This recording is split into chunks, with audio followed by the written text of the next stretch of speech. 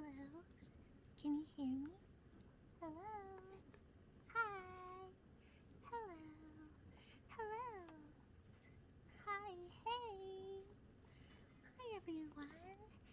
Happy Friday. You've made it to the end of the week. I am so proud of you. Hello. Hi, hey, it's Mimzy May, Haunted House Mouse Streamer and Polite Pumpkin Eater, here to give you creepy, cozy company. For today, I've collected a bunch of recipes that I'm going to read out to you for today. It is a mix of baking and soups and pastas and such. I didn't quite know how to share the recipes with all of you, so I had downloaded PDF versions of all of the online sites and put it all together in a little slideshow. So it's not the prettiest, but yeah. So I will make sure to post the recipes, all the recipes that I am reading out in the servers. They are all fairly easy, and there are a lot of the ones that I have tried already or that I would like to try this season. So mix is sweet and savory. But before that, I see an Aito, a D, a Boa, and a Finn. Hi, hey! I hope you all are doing well. Thank you so much for checking in. But yeah, my background right now is some kitchen ambience along with a running dishwasher, and rain and a fireplace. That is the ambient soup that you are all getting today for this background. So if you hear that, that is part of the experience, because I thought it'd be cute.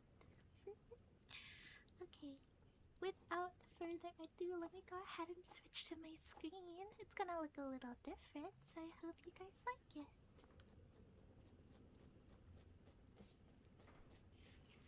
Voila! What do we think? And also, I have an apron. Do you see this apron? It's a very cute apron. I love aprons.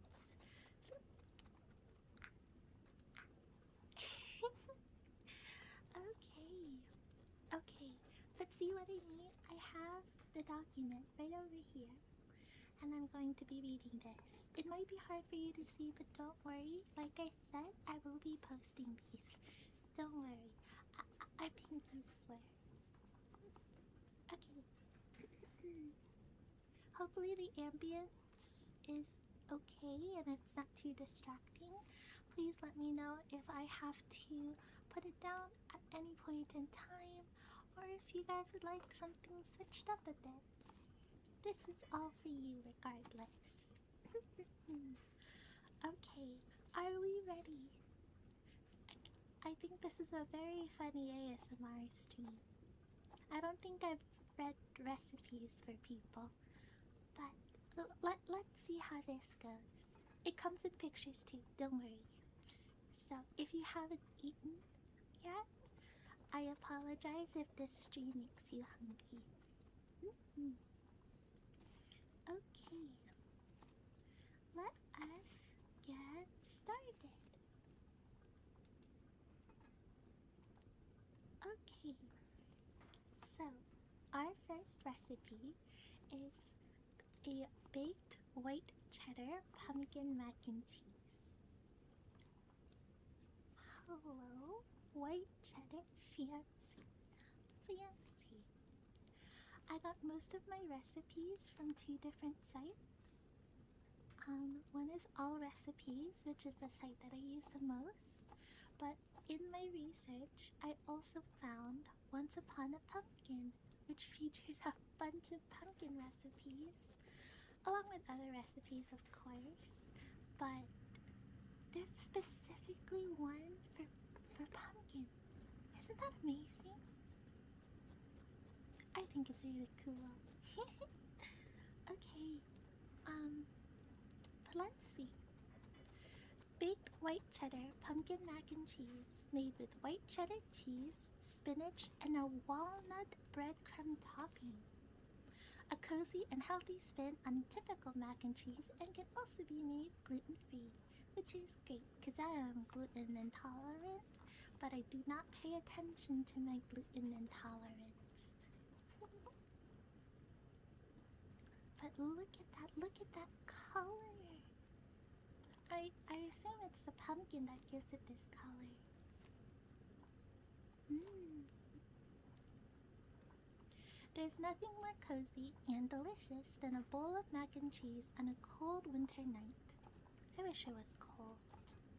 This healthy mac and cheese that is infused with more veggies than your typical mac and cheese, hello pumpkin and spinach, will soon be a favorite in your household.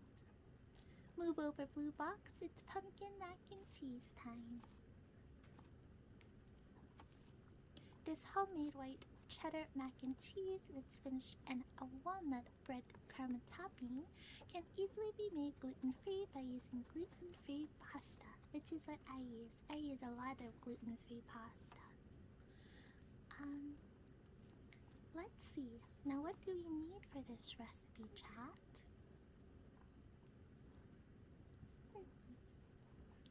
Seems like we need the pasta of our choice, but they recommend rigatoni or cavatappi. Fresh spinach, fresh garlic, butter, all-purpose flour or one-to-one gluten-free flour, non-dairy milk or milk of your choice. They use unsweetened oat milk. I typically use unsweetened almond milk. White cheddar cheese, Gruyere cheese, salt, freshly ground black pepper, nutmeg, cinnamon, pumpkin puree, panko breadcrumbs, and walnuts. Ooh, panko breadcrumbs. That gives it a little bit more crunch. I like that. I like that a lot.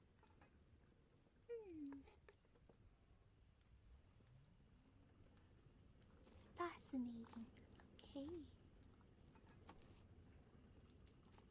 Alright, so how are we making this, chat? How is this being made? Well, you see, this is gonna be a baked mac and cheese, specifically. Okay, remember, baked white cheddar pumpkin mac and cheese. I personally love baked mac and cheese. I also love a lot of baked pastas in general. So even pastas that might not need baking or that you can complete on stovetop, I do prefer baking it even if it takes longer. And that's just because it lasts a lot longer because it's slowly cooked. And so it keeps its texture a lot longer and the flavors get to sit with themselves a lot longer. So even though it does take, it does take a little bit more time, personally, I prefer baking my pastas because it really helps the texture, the flavor, and overall integrity of the pasta. Even if you don't have like a specific filling, making sauces within the oven is one of my favorite things to do. Like letting all of the heat do the work rather than like the physical aspect of cutting a bunch of things up and like simmering it down. But that's just a personal preference of mine. Because it also helps if you are not too handy in the kitchen or not too physical in the kitchen. Even though this takes longer, this requires a lot less work because you're just throwing a lot of things in the pan. But they all have to be very good ingredients, like fresher ingredients though, which can be hard to find, but there are some substitutions that you can do. Make it accessible to you. It never has to be one-to-one. You have to like really in order to get good at cooking, you cannot be afraid of experimenting. I know it's scary to waste food, but you're never going to get better if you don't mess up once in a while. So, don't be afraid of messing up. Alright, let's see. Instructions. So we're preheating the oven, 350 degrees. Then we are heating a medium saucepan over low to medium heat. Add in 2 tablespoons of butter and minced garlic and stir and heat until fragrant. Something about these recipes, if you are new to cooking, a lot of these recipes can be very difficult because they won't be able to give you specific times. So a lot of it is like mix until this consistency, mix until this, till it like coats the back of a spoon. Also dealing with consistency and texture and smells and such. But if you don't have a strong sense of smell, or if you are unsure about what, like stiff peaks, for instance, when it comes to baking, it could be very difficult.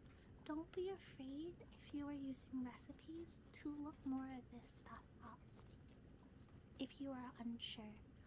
But the more that you do it, the more that you will understand kind of how things work and how you can adjust the recipe in order for it to be what you want it to be, and start to understand what certain consistencies mean and such. But do not be afraid to do extra research, even if it seems silly, because a lot of people are going to have the same questions and concerns that you do. So, until fragrant, what does that mean? Because garlic is a very fragrant spice in and of itself. So how do you cook it until fragrant? What it means is that it has to be a lot stronger.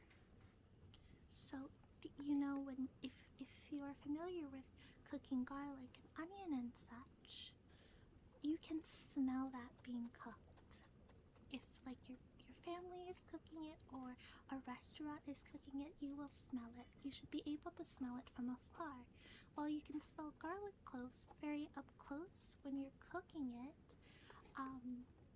to know that it is fully cooked and ready to be able to be mixed into things, you will start to smell it. It will not take too long. So once you really start smelling it, that is like from afar, that is usually what they mean about until fragrant. So once butter is melted, whisk in a little bit of the flour and then slowly add in milk. A little bit at a time, alternating with the flour and vigorously whisking away any lumps. Bring mixture to a boil, then reduce to a simmer, and stir every so often until the sauce thickens up. Simmering and bringing to a roaring boil. Bubbling of the water, it does make a difference. A lot of people think simmering and boiling water, like a roaring boil, can be interchangeable, and it's not, because that indicates the different kinds of temperatures that you're using. So if it does say roaring boil, it really has to be bubbling. That means it's very, very, very hot. And a simmer is just before a boil, so it's not too hot yet. Temperature really affects not only the taste, but the texture and the time that it takes for things to be cooked. So it is important that you follow these specific things because it is there for a reason. It's not until it's heat up, but it's until it's to a simmer. Like starting to cook, starting to really heat up. And unless the recipe says otherwise, it is always good to add things in slowly and little by little. Because if you're using a recipe you are not familiar with and you are starting on your cooking journey, you will start to see if things aren't looking too right. The more that you take your time and study what you're doing. So for instance, if you're looking for a specific consistency, the recipe looks for a specific consistency, or you want a specific consistency, it will be a lot easier for you to achieve that consistency when it comes to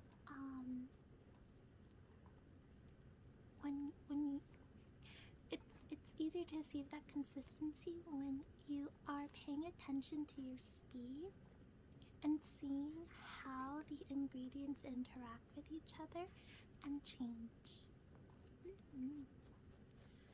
Hi, welcome in. I'm not making anything today. I am I am reading a bunch of pumpkin recipes. I am a haunted house mouse who lives in a pumpkin patch and loves pumpkin recipes and pumpkins in general. So this is a summer word goal that I had met where I'm reading a bunch of recipes. I'm not sure if anyone wants to hear my commentary about things and like my advice. I'm definitely not a professional. I'm definitely not a professional chef.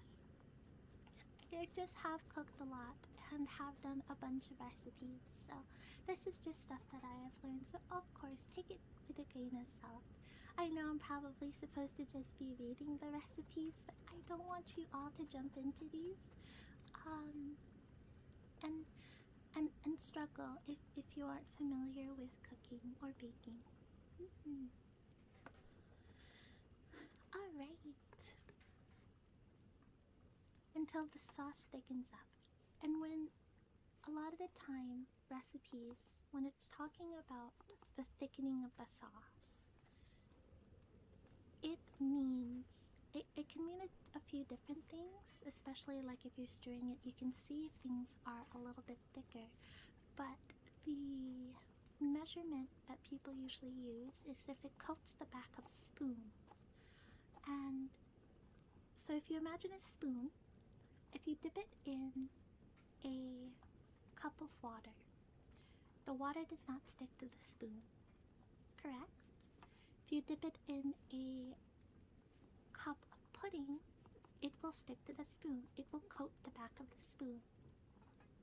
Soy sauce, it will not coat the back of the spoon, but barbecue sauce, it will coat the back of a spoon. So that's kind of what they're looking for, is the fact that it can stick to your utensil when they're talking about like the thickening of sauces. So yeah, once the sauce has thickened up, turn off the heat and stir in cheddar cheese and Gruyere cheese, salt and freshly ground black pepper. Stir in the pumpkin puree. If you're new to freshly ground black pepper, you will need a lot less of freshly ground black pepper than you would usually use regular pepper. If you're grinding pepper for the first time, try starting with half of the amount of pepper you would usually use, because ground pepper is a lot stronger. That goes for any kind of spice. Regular spices, so like pre-ground nutmeg versus freshly ground nutmeg, both are very different. Freshly ground nutmeg will be a lot stronger. So start out with half of what you usually do, or half of what the recipe calls for if it's not specifically saying freshly ground, because you can get overpowering spices. I love baking, so do I. I want to bake more once it starts cooling down. It is way too hot for me right now to have the oven on for a long period of time. Okay. Stir in the pumpkin puree, then we're stirring in the noodles and spinach until noodles are well covered and spinach has slightly wilted. Add mixture to a 9x9 baking dish, and then in a small bowl, mix chopped walnuts and breadcrumbs with melted butter. Sprinkle mixture on top of the pasta and bake for about 25 minutes until breadcrumbs are golden brown. You'll see a lot of recipes talk about color because color indicates temperature and level of cooking. So a golden brown is, if we're thinking in terms of like the color black being burned, golden brown is just a slightly darker color than the original color was. Just a bit darker. Because there's a difference between like golden brown and like a deep golden brown. Sometimes things need to cook longer for specific textures. But like a golden brown is usually a few shades above the original color of whatever you're baking. And yeah. Alright. I hope this has been comforting. I don't know. I hope this is putting everyone in a fall mood though. It's putting me in a fall mood. Alright, next recipe. Classic pumpkin pie. Classic pumpkin pie. I love pumpkin pie. It is one of my favorite pies. Next to like, I love banana cream pie so much too. But pumpkin pie is actually very, very easy to do at home. And it tastes just as good, if not better, than store-bought pumpkin pie. It can seem a little intimidating at first, but it is just putting everything together into a pie crust. Very, very simple. Once you have all the ingredients, pumpkin pie from scratch is very much it's not as intimidating as you might think it is. So I really recommend trying it. So this one is even easier because it's using pumpkin puree and a store-bought pie crust. You can of course make it a little bit more difficult by using fresh pumpkin, which I do, and or making your own pie crust, which I have done before, but I feel like store-bought pumpkin crust is just as good really, and it has a little bit more structural integrity, but I'm also not too great at making crusts. So this one is a little bit more, what's the word, involved. Pumpkin pie is very simple and comes with very simple ingredients. Some people add a couple of ingredients to change the taste slightly or the texture slightly, but for a lot of the pumpkin pie recipes that you look up, it is going to be fairly similar. So you're always going to have pumpkin, of course.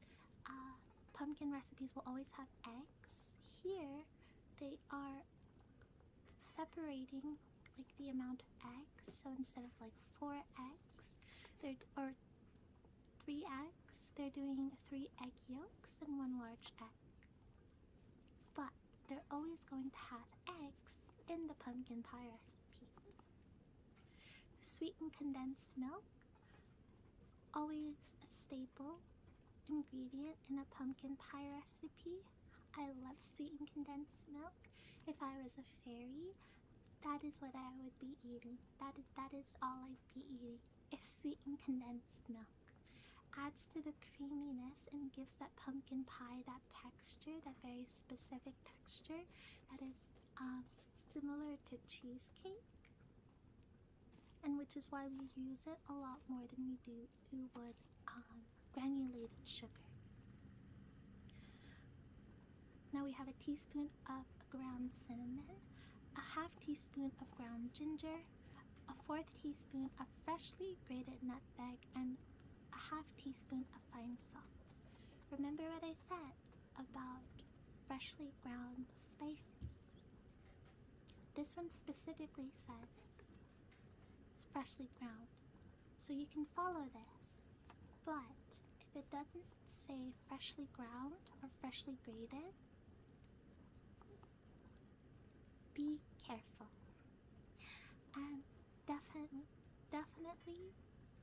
start out with half. When it comes to these kinds of recipes, especially a pumpkin pie recipe, you should be able to smell it and know if the smell is off.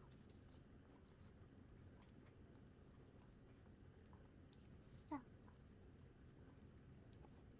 but cinnamon, ginger, nutmeg, and salt are also staples within a pumpkin pie recipe.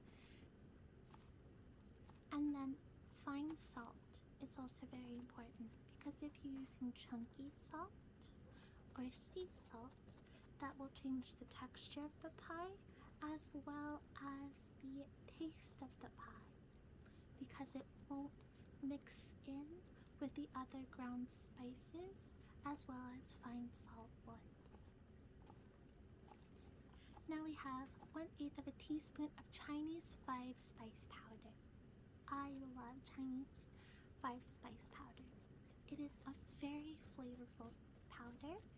If you have ever had Asian popcorn chicken, that is usually the spice that they use the most to give it that very distinct, spicy flavor. This is not typically a staple within the ingredients.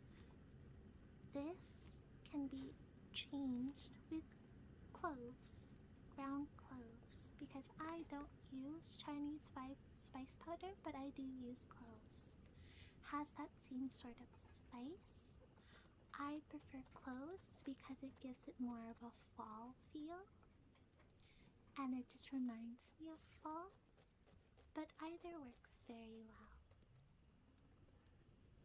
And of course, unbaked pie crust, and then whipped cream for serving and grated nutmeg for serving.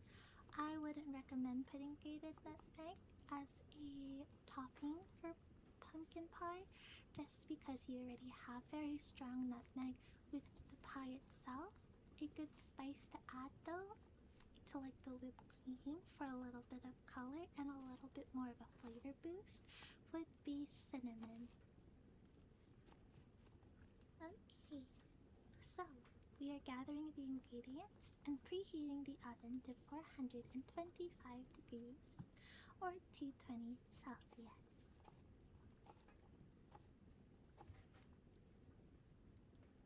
And look at this.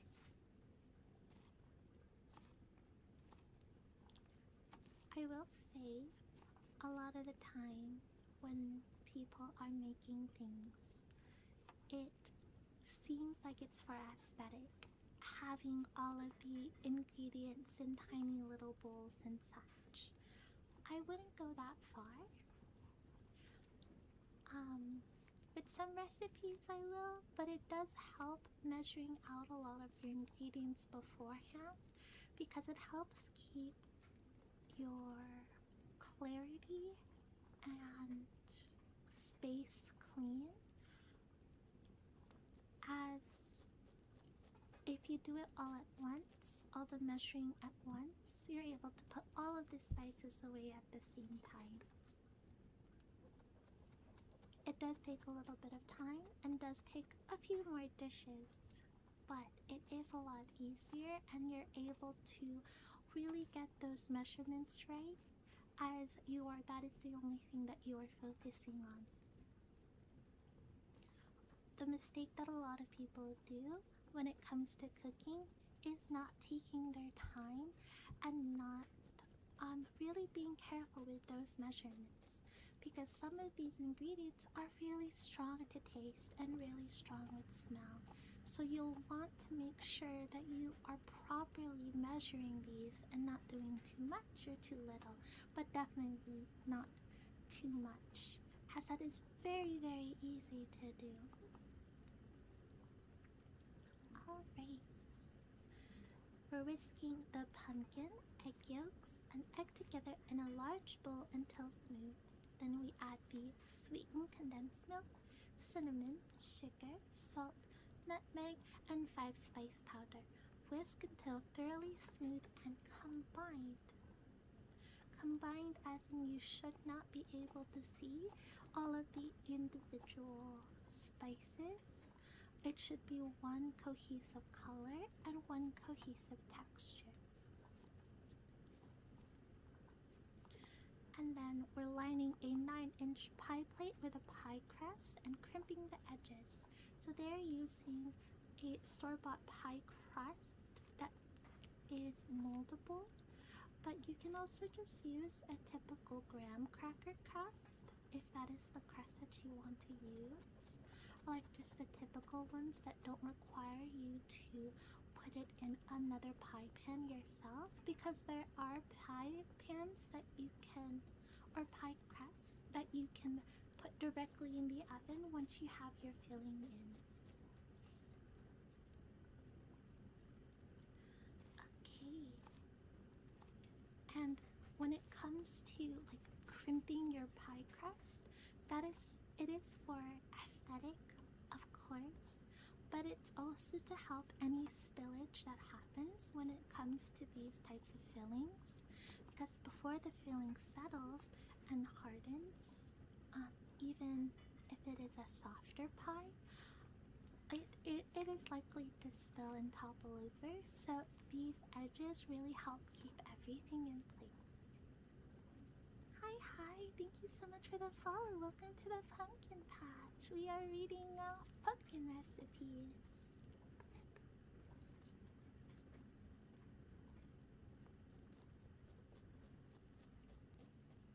Okay, oh wait, no. So, yeah, we're pouring the filling into the crust and lightly tapping the counter to release air bubbles. Bake in the preheated oven for 15 minutes.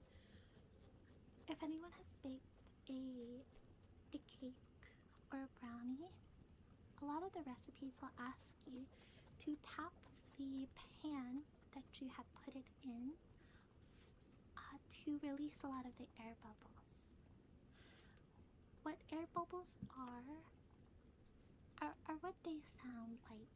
When you're mixing a lot of these fillings and mixing a lot of these batters, little pockets of air can get trapped within the batter, and that will affect your texture of whatever pastry that you're making, and also can just affect how even it is when it comes to being cooked and baked and such.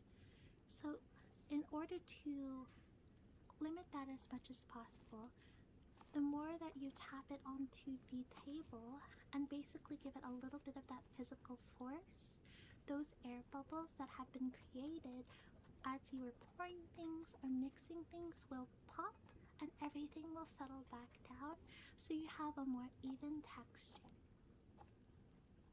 And it won't affect how the pastry is being cooked.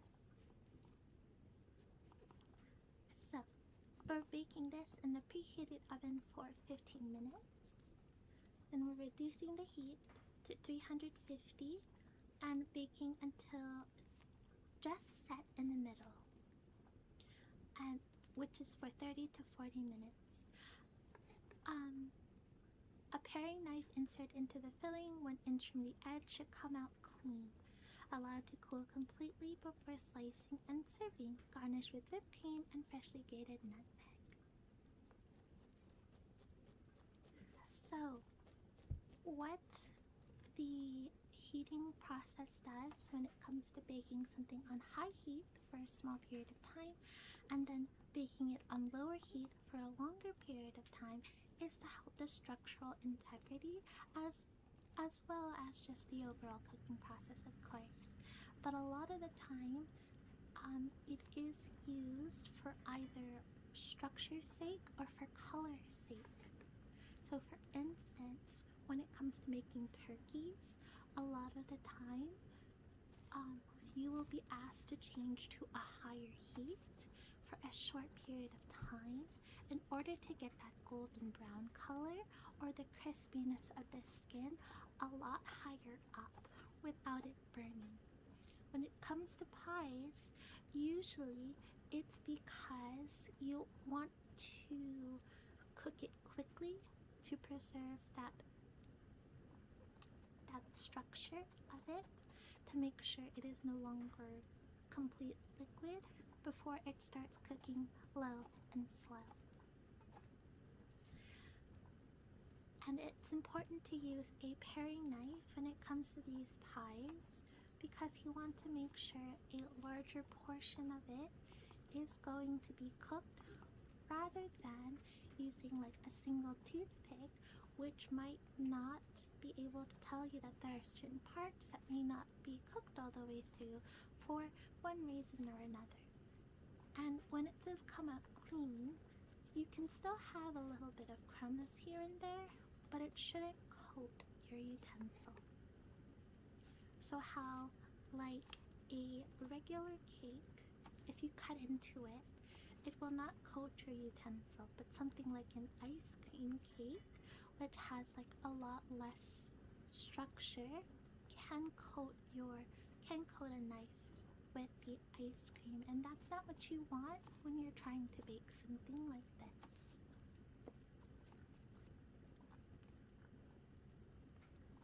And really, that is all that is. You are putting all the ingredients together of the filling, pouring it into a pie crust, and then baking. That's all. It's a very easy pie. You're not working with any kind of lattices on top of the pie. You're not really cutting anything if you're using pumpkin puree. If you don't use any ground spices, it's just a matter of measuring. But it's very easy to make your own homemade pumpkin pie, and it is something that I do recommend because at least once, just because it is fun to do and it just tastes a lot better, as most things do. But I do recommend, if there's anything you make out of any of these pumpkin recipes, it will be a pumpkin pie. That is, if you like pumpkin, which I hope you all do.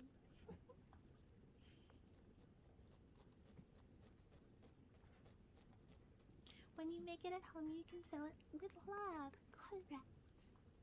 Correct.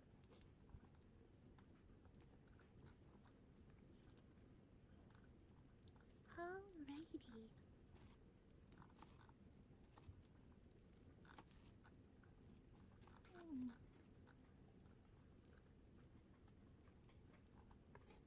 So yes, pumpkin pie.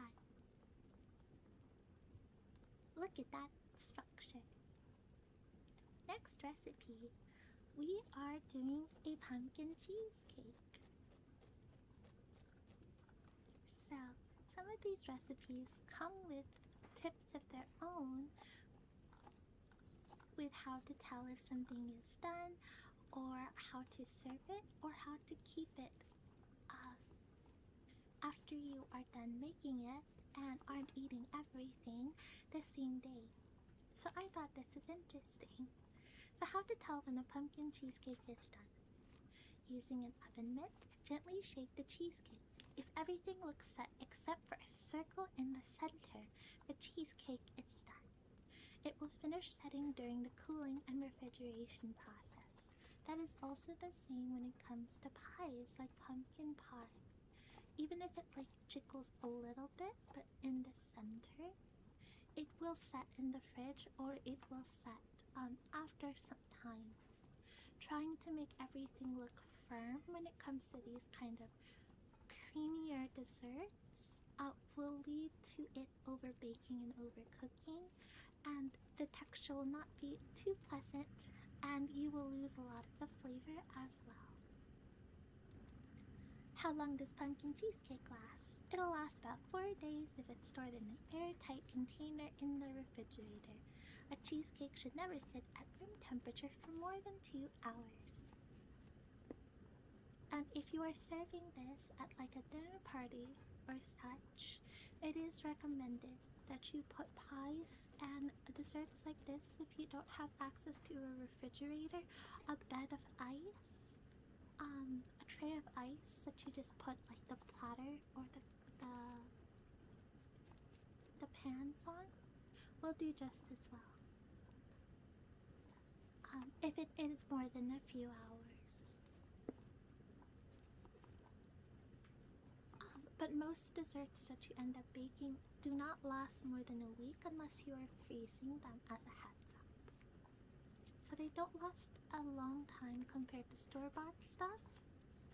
But usually, if you're baking something, it'll go by pretty quick. But most desserts that you end up baking do not last longer than a week. As a heads up, if you are slow to eating these kinds of things. Can you freeze pumpkin cheesecake? You can freeze your pumpkin cheesecake for longer. Or you can keep your pumpkin cheesecake for longer if you freeze it. To freeze cheesecake, wrap the whole cake or individual slices in a layer of storage wrap. Follow up with a layer of foil for added protection. Freeze up to a month. Thaw in the refrigerator overnight. So, when it comes to freezing baked goods, usually they can last about a month. Past a month, a lot of it can get a bit precarious. So you might want to use it within the next month or so if you are storing it that way. And when it comes to cheesecakes and other pastries, you are going to want to use a storage wrap instead of just putting it in like a Ziploc bag or such, because you want something that is touching all of the sides of the pastry in order to prevent a frost and such from messing with the texture and messing with the flavor. And extra frost will also add unnecessary moisture as well. So you want to prevent that by having something flush against it. Exactly, you are preventing Jack Frost from nipping at your pies. How to serve pumpkin cheesecake. As delicious as this pumpkin cheesecake is by itself, you can take it over the top by serving it with a dollop of whipped cream. You could also drizzle the slices with homemade salted caramel sauce and top with a few candied pecans for an extra dose of decadence. Alright, now let's get into the recipe. So first, we have the cheesecake layer, which requires 2 packages of cream cheese softened, so not melted but softened, so that usually ends up meaning brought to about room temperature. Half a cup of white sugar, half a teaspoon of vanilla extract, 2 large eggs, and 1 prepared graham cracker crust. The pumpkin layer, half a cup of pumpkin puree, a half teaspoon of ground cinnamon, 1 pinch of ground cloves or more to taste, and 1 pinch of nutmeg or more to taste. And a pinch is just for a little taste of it, just like a little taste of it. Don't overthink it too much, but definitely start with a more humble pinch or humble dash, because it is easier to fix a less flavored food than it is to lessen the flavor at all. Caramel sauce does sound super good. I love caramel. So, we are preheating the oven to 325 degrees. Then we're beating the cream cheese, sugar, and vanilla extract together in an electric mixer until smooth. Add eggs, one at a time, blending well until after each addition. Adding eggs one at a time helps when it comes to texture, as some of the times eggs can have like a varying texture, and if you put too many at one time, you change the texture of the batter. So, in order to prevent that and minimize it as much as possible, doing one egg at a time and making sure everything is cohesive before adding another egg is really is going to be what prevents that. If you were to do it, if compared to if you were to do it with all of the eggs at once.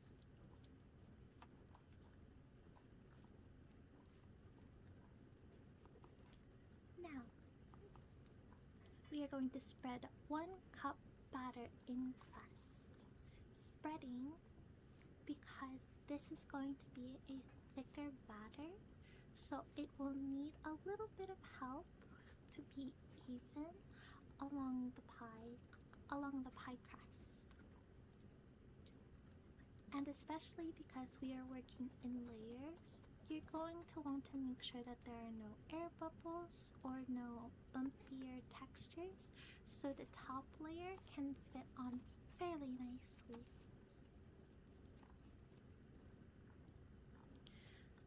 Okay, so that's the first cup of batter. Add pumpkin puree, cinnamon, cloves, and nutmeg to the remaining batter, and then we're stirring gently until pumpkin layer is well blended. So at this point, we've already stirred the batter once with an electric mixer. That creates a lot of physical force that was used in the batter that already can affect texture. So when it comes to adding more things in an already mixed batter, you will want to do it by hand. And you'll want to take your time to make sure it's combined in order to not harden the texture more by overmixing. A lot of the time, people's pastries and such end up being a denser texture because of overmixing. In order for things to stay fluffier and lighter and not super dense, you are going to want to not overmix it and usually just mix until combined. And that's a lot easier for people to do manually rather than using a tool. So if you find that your pastries end up a lot denser than you would like, overmixing usually is the culprit of that. Okay, now we're taking that batter and we're carefully spreading it on top of the cheesecake layer. Let gravity do most of the work first. So you're going to want to slowly put it on top, not too slowly that it will cause like any divots, but definitely let gravity do a lot of the spreading out, because if you do it too much yourself, you will end up ruining the bottom layer. So then bake in the preheated oven until edges puff and surface is almost firm except for a small spot in the center that jiggles when the pan is gently shaken. 35 to 40 minutes. So because the ends are going to be a lot thinner than towards the middle of the cheesecake, it is going to puff up a little like a pastry.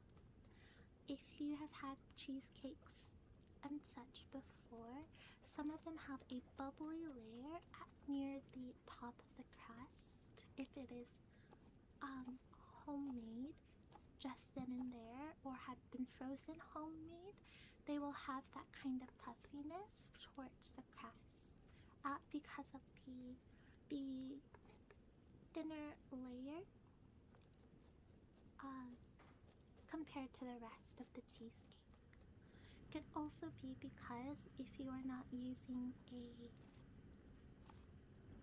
but this is only a thing if you are using a crust that is all the way around, because you can also opt for the crust that's just at the bottom and not encasing the entire filling.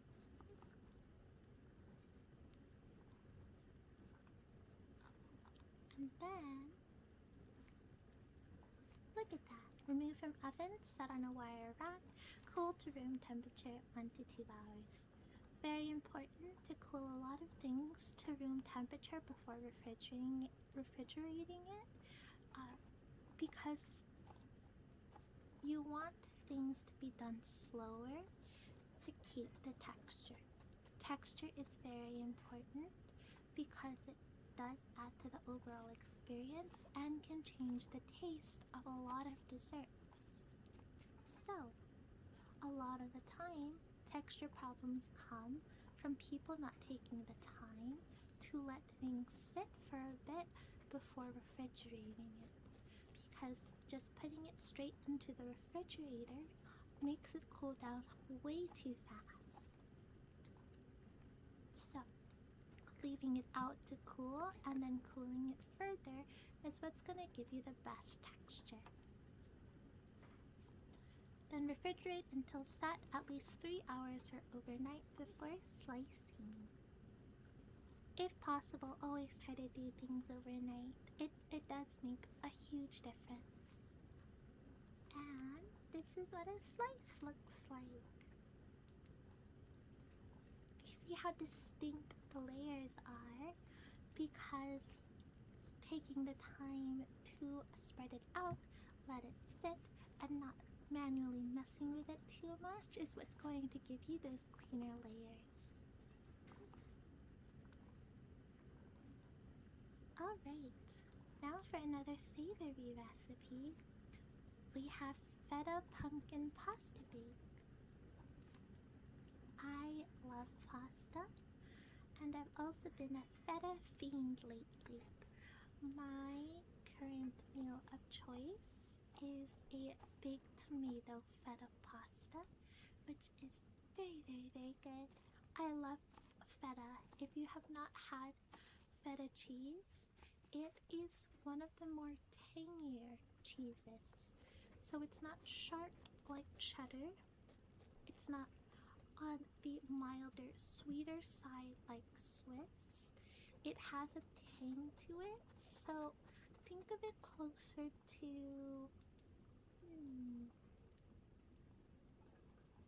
like a tomato, specific tomatoes that have a little bit of a sourness to them. So it's definitely something a lot more tangy and more flavorful. And tanginess tends to be something that a lot of people aren't used to because it is a very strong taste. But I do think everyone should try things at least once. So, maybe your first time you try feta is with a feta pumpkin pasta bake. Hi, thank you for the follow. Welcome to the pumpkin patch. Alright. Pumpkin baked feta pasta is a delicious seasonal twist on the viral TikTok-based feta pasta. Baked feta with garlic, shallot, and sage mixed with pumpkin puree becomes the perfect pasta sauce that makes for a cozy and delicious fall meal. Shallots are not going to be, they are a milder type of onion. And sage is going to be a flavor that pairs very well. Usually people do sage with rosemary. Very sweeter and earthier. And it smells really nice. It's a very fragrant spice. Alright. What does the chef have to say? pumpkin is so good, made into a pasta sauce, which got me thinking, could I mix feta cheese for a baked feta pasta? Your house will smell amazing while the garlic, shallot, and sage bake with the feta cheese, and once golden and fragrant, all you have to do is stir everything together with the pumpkin puree and pasta water for this pumpkin pasta recipe. This sauce is made without cream, instead it gets the creaminess from the baked feta cheese. Once the feta is baked and the garlic, sage, and shallots are roasted and golden brown, everything comes together really quickly for this meal that would be perfect to make for a girls' dinner or any get-together in October. So a lot of creamy pastas do use a type of milk, heavy cream, half and half, those types of things. But when it comes to pastas like this, or like the other pasta, like the baked tomato feta pasta, the creaminess does come from the cheese itself because you are adding so much cheese at one time. And because it is a very strong cheese, it can really hold up on its own.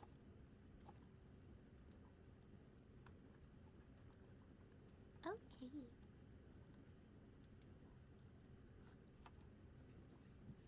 Let's see. Pumpkin nutrition. Ooh, you're learning nutrition. Pumpkin truly is a fall superfood. It's packed with vitamin A, E, and C, which are all super good for skin health and immunity. Plus, it's a good source of potassium and fiber. Not only does it add fall flavor to anything you add to it too, but you can feel good knowing you're getting extra nutrition in there too. Vitamin A's. You are so right.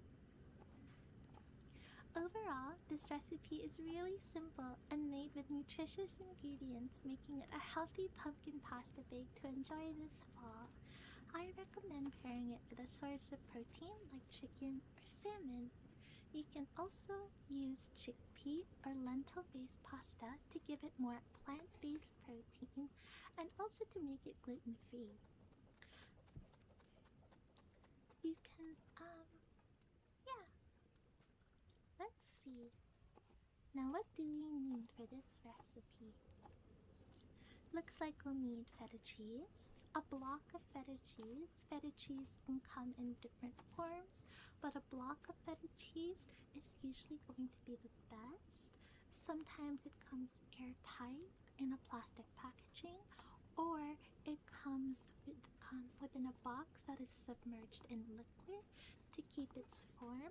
Either is okay. Just make sure that you pat the feta dry if you're using the one that is coming in the liquid container. Garlic. The garlic will smell amazing while it bakes and flavor the pumpkin sauce nicely. A shallot to complement the pumpkin in this recipe. Sage. Sage and pumpkin are a dynamic flavor duo. Olive oil, red pepper flakes, salt, and pepper. You're going to need a 9x13 baking dish, wooden spoon, cutting board, and a knife. A knife.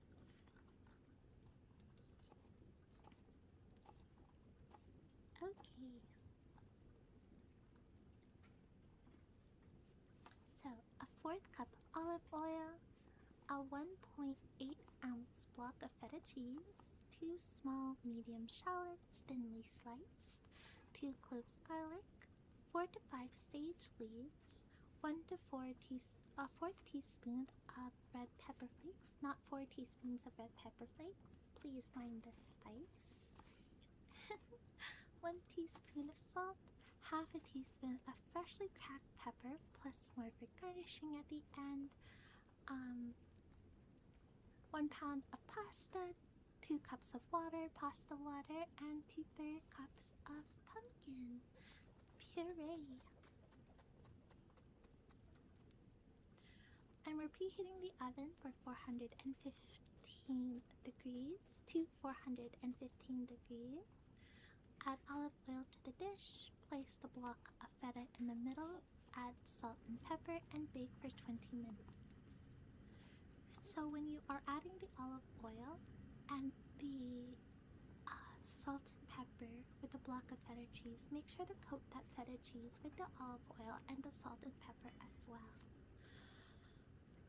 When it comes to baking like the roasted tomato feta pasta that I like baking, you want to make sure all the ingredients that are being baked into the pan are coated in that olive oil and spices.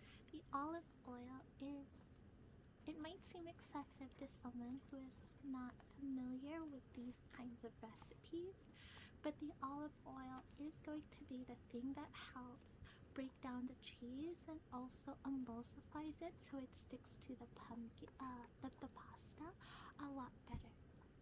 It is what creates the sauce and binds the sauce a lot cleaner, and also gives it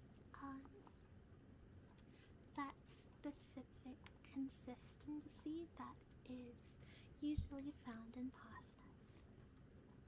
But it has to be olive oil, as olive oil is the lighter oil between all of the other cooking oils people tend to use. And yeah. Remove from oven and carefully add shallots, garlic, and sage, making sure they're covered in the olive oil. Place back in the oven for an additional 10 to 12 minutes. At this point, the shallots and garlic should be roasted and soft, and the sage crispy. Next, cook the pasta according to package directions. Reserve 2 cups of pasta water. Pasta water is different from regular water. If you didn't know, pasta water is going to have the starchiness that comes from the pasta and acts as an excellent binding agent. If you're also salting your pasta to taste, it also adds back to that starchiness and the saltiness of that pasta by using pasta water. It also has a different consistency than regular water as well. So, when they are saying to reserve pasta water, it is preferred that you use pasta water over regular water because there is a difference between the two. Remove the feta from the oven, use a spoon to pick it up, and mix it with the garlic, sage, and shallots. Stir in pumpkin puree and 1 cup pasta water until a smooth and creamy pasta begins to form.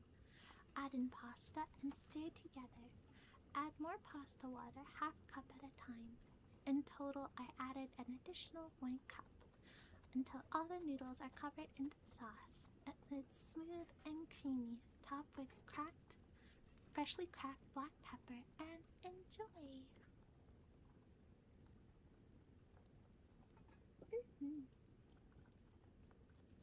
Okay. I think I'm gonna probably end up trying that, considering the fact that I really love feta. I do think it might be worth adding some kind of protein or additional vegetable to this, but we shall see. I honestly recommend, when it comes to trying out new recipes, do the recipe as intended first and then start adding to it or start changing it, unless it is necessary or you're really confident about the changes. Next recipe, another savory one. This is called Marry Me Pumpkin Chicken. A lot of these recipes, the Marry Me recipes, are recipes intended to be so good that the person that you make it for will want to marry you. Fun fact. So there are a lot of these types of Marry Me recipes, but they are typically with chicken. I'm not sure why, but yeah. So this is a fall twist of Marry Me chicken made with pumpkin puree for the season. Pumpkin perfectly complements the chicken, mushroom, and sun-dried tomatoes in this recipe and makes it extra creamy and delicious. Easily made in one pan, this recipe is gluten-free and can be made dairy-free. So, Pumpkin puree complements the mushrooms, sun-dried tomatoes, and chicken so well. It adds more flavor and nutrition to every bite. The sauce that comes together from the chicken broth, coconut milk, and chicken puree is one you'll want to spoon up and make sure every last drop of get every last drop of it. It's that good. Pair this pumpkin chicken recipe with rice, pasta, or mashed potatoes, and store leftovers in the fridge for a great lunch next day. On busy weeknights in the fall when you want something cozy and uncomplicated, this one is for you. Ooh, I love the color in this one. What I really like about ingredients that have a very strong color, like pumpkin, is that it does end up persisting within the recipe and gives it such a vibrant color, as well as like a vibrant taste. Look at that.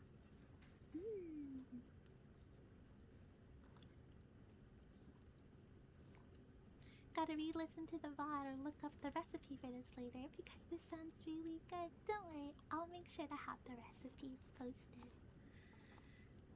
Ingredients for Marry Me Chicken with Pumpkin. You'll need a chicken breast, avocado or olive oil, pumpkin puree, white mushrooms, sun-dried tomatoes, chicken broth, coconut milk or heavy cream. Use coconut milk to keep this recipe dairy-free, and according to the chef, it adds creaminess without giving it a coconut taste. Parmesan cheese or substitute with nutritional yeast to keep the recipe dairy-free. Garlic, salt and pepper, and then we are using a 10 or 12-inch skillet with a wooden spoon. Alright.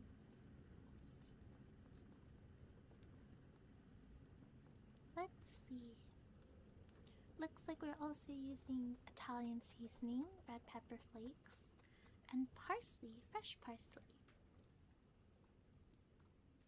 Ooh, this is very easy instructions. So we're preheating the oven to 375 degrees. We're seasoning the chicken with salt and pepper, heating a skillet with avocado or olive oil, and searing the chicken on both sides for 5 minutes. Remove from the skillet. To the same skillet, add a little more oil, minced garlic, and spices. Sauté for about 1 minute on low heat before adding the mushrooms, chicken broth, and coconut cream, pumpkin puree, and Parmesan cheese. Stir together and cook for 2 to 3 minutes. So remember how I said that sometimes it will be better to measure out your ingredients before you start cooking? In this recipe specifically, and recipes similar to it, I would recommend it even stronger, because if you are cooking something, especially on the stove, and you need to measure out the ingredients as you are putting it in, that is going to affect the flavor and the cook time. So you're going to want to gather up all of the ingredients that you add next and make sure they're all measured out so you can put them all together at once and not leave things burning for too long or overcooking and such. So yeah. So it is important also, if you are going to be partaking in a new recipe, make sure to read the recipe all the way through once and also make some notes for yourself. I feel like a lot of people want to speed through things when it comes to getting better with cooking and having more success in the kitchen. You are going to want to take things a lot slower, feed through things a couple of times, make notes for yourself as well, and also make notes as you're adjusting the recipe or find that something is a lot easier for you or something that you want to try. It's very important to write things down. Alright, next we're adding the sun-dried tomatoes. We're stirring together and letting it simmer. Nestle the chicken back into the skillet and place in the oven for 10 to 15 minutes. Check after 10 minutes to see if the chicken has reached an internal temperature of 165 degrees. Remove from the oven, sprinkle with Parmesan cheese and fresh parsley, serve immediately, and enjoy. So a lot of these recipes that require you to cook the meat a second time, you might be a little nervous when you are told to just sear the meat for a short period of time because you're going to be worried it's not cooked all the way. But that is the purpose of it. As I said, when it comes to baked goods and getting the specific color and texture, you'll need to put it on high heat for a short period of time before letting it cook all the way through. It is the same in this scenario as well. We're only doing it for the texture and for the color of the chicken before fully baking it all the way through. This next one is a fun one. It is super cute. Definitely not as doable as the other recipes that I have been reading off. We are doing a mini pumpkin egg bake. Isn't it cute? I always see throughout the fall season, going to pumpkin patches or just going about the world during the fall season when pumpkins are popular. I love seeing all of the small pumpkins. They're so cute and they just fit in my hand perfectly. When I'm in my people form, when I'm in my mouse form, they're as big as me. But that's beside the point. Alright. Apparently, it was World Egg Day when they posted this. The flavors of pumpkin, chicken sausage, herbs, and eggs come together in this perfect little side dish for fall feasts.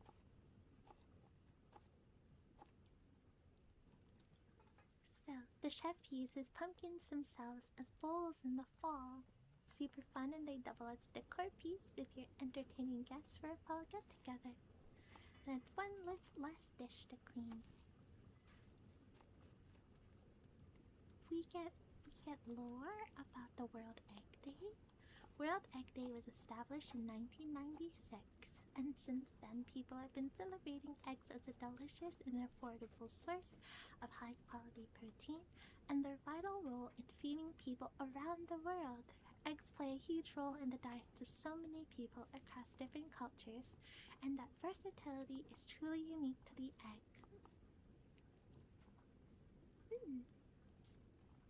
Eggs are a nutritional powerhouse, with one large egg containing 6 grams of high-quality protein and all 9 essential amino acids.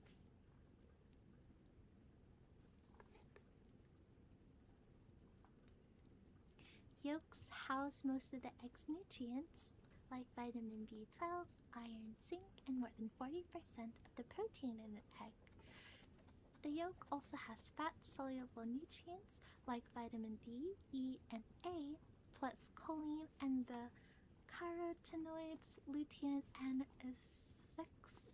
zeaxanthin. Good for you. Alright, but look at how beautiful this looks. Good gracious, look at that. The color.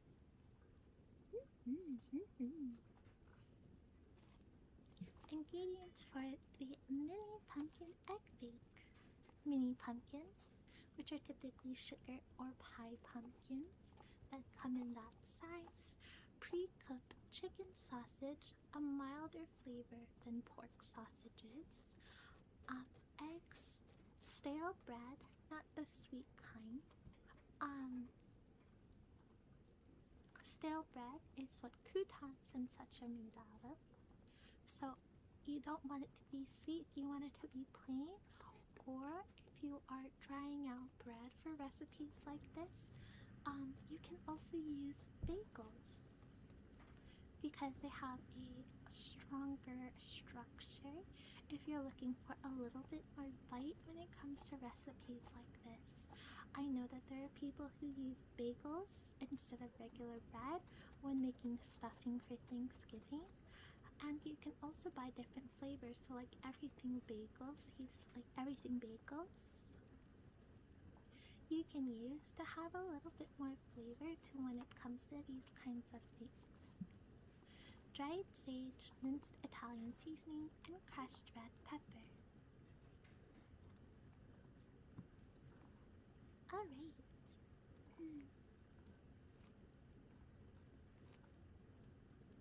Let's see. Ooh, and they also require microgreens and fresh herbs for garnishing the pumpkin. Let's see. To start, we're preheating the oven to 350 degrees and lining a baking sheet with parchment paper. Slice the top quarter of each pumpkin and remove the seeds and stringy bits. Easiest to do with a spoon. If you have like any fancy spoons, like oddly shaped spoons, those also work the best. You could also go in with a fork first to try to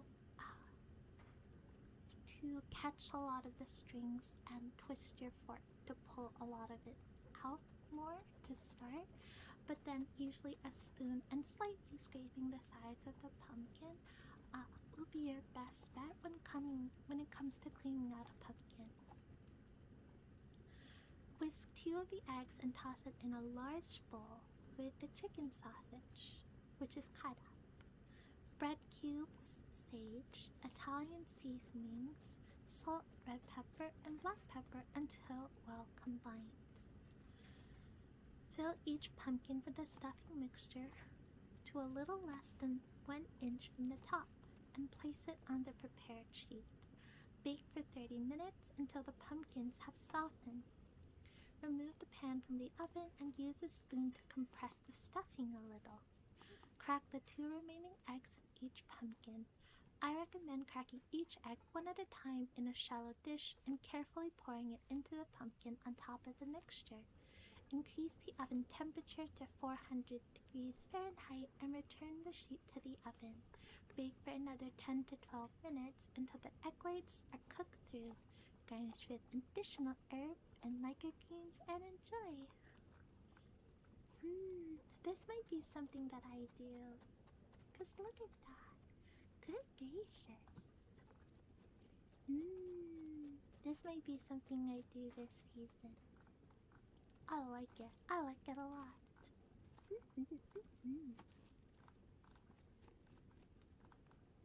Okay, now we're back to sweets. With a pumpkin bar. So, can you make pumpkin bars ahead of time? You can bake these pumpkin bars a day in advance and frost them just before serving, making them great for parties and potlucks. They'll keep about 3 days in an airtight container in the refrigerator. And you can freeze the pumpkin bars, wrapping it in a layer of storage wrap, and then foil, freezing up to 3 months. Thaw in the refrigerator overnight, frost the thawed cake, and then cut into squares for serving. Alright. For the cake part of the bars, 1 can of pumpkin puree, 1 2/3 cups of white sugar, 1 cup of vegetable oil, 4 large eggs, 2 cups of all-purpose flour, 2 teaspoons ground cinnamon, 2 teaspoons baking powder, 1 teaspoon baking soda, and 1 teaspoon of salt. For the frosting, ooh, that is a thick frosting. Oh, good gracious. 1/2 cup butter softened, 3 ounces cream cheese softened, 1 teaspoon of vanilla extract, and 2 cups sifted confectioner's sugar, otherwise also known as like powdered sugar. If there is anything that I'm a little pretentious about, Okay, I'm gonna actually pretentious about it, but something that I prefer hand done rather than store bought is going to be whipped cream and various frostings. Doing it at home is a little bit of a pain, but the difference in flavor and texture between store bought and hand whipped frostings and whipped cream is absolutely phenomenal and usually worth the time if you can manage it. Alright, starting with the directions. We're preheating the oven to 350 degrees. We're beating the pumpkin, sugar, oil, and eggs together in a large bowl with an electric mixer until well combined. Ooh, look at that color.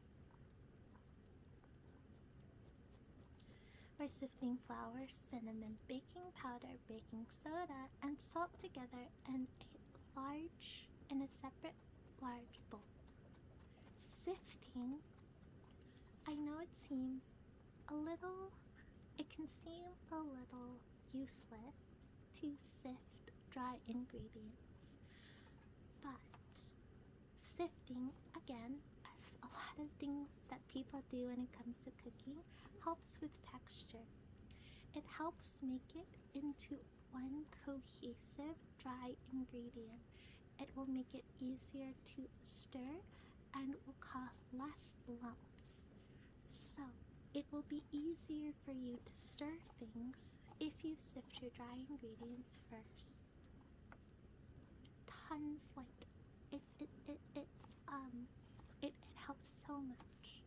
So if you want to stir a lot less and not be frustrated with air bubbles and pockets of dry ingredients, absolutely sift your dry ingredients first.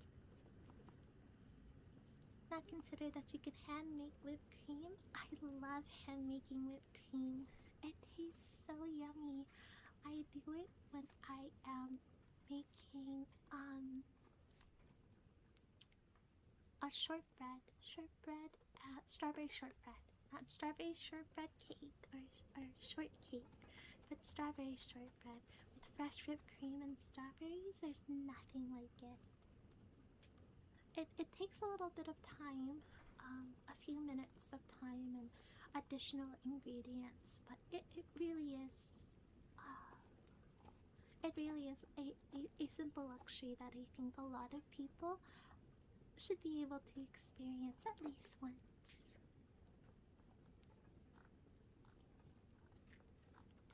Alright, and then we're stirring the flour mixture into the pumpkin mixture until well combined.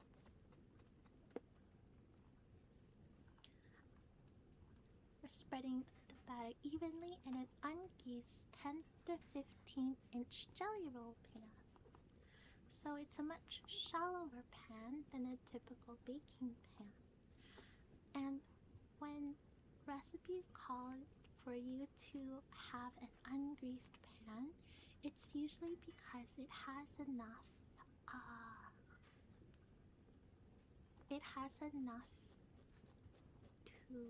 enough oil and fats and such to be able to not stick to the pan itself, and any additional grease to it will change the flavor of it or make it a little bit too oily to taste.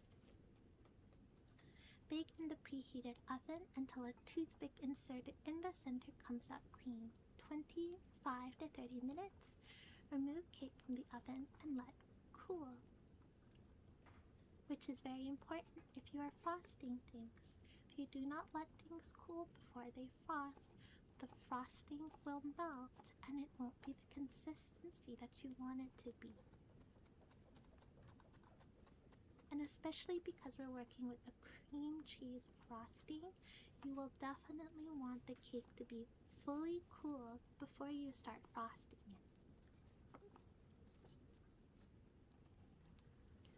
Beat butter, cream, cheese together in a medium bowl until smooth. Stir in vanilla extract, Gradually add confectioner's sugar, beating until frosting is smooth. Beating is usually with a whisk or the way that you end up stirring it. So, like tilting your bowl over and having the batter be stirred against the side of the bowl with a spoon is usually what they mean by beating. So, it has a lot more, you're exerting a lot more physical activity when you are beating a mixture versus stirring it when you're just doing it to just combine it, I suppose, because it doesn't need to be retextured, I suppose, because butter and cream cheese are two don't naturally want to stir together, so you are using that beating motion in order to get it fully integrated to one another. But when it comes to something like vanilla extract, that is going to mix in very nicely and without a lot of physical force. And now we're spreading the frosting evenly on the cake after all of that and cutting into 24 squares. And then, ta-da! Look at that! Mmm! Mmm!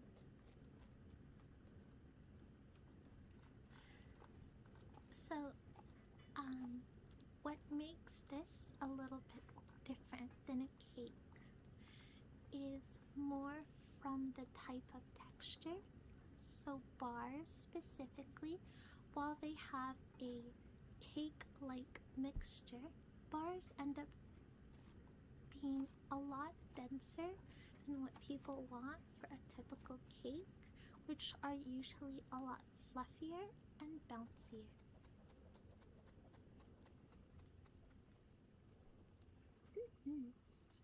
Pretty, you're pretty.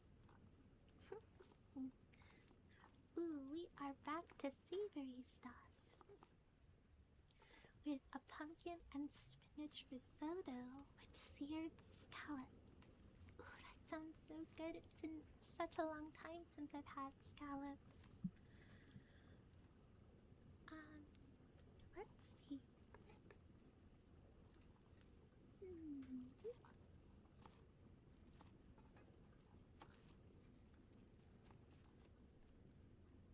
Oh, we're getting some health facts.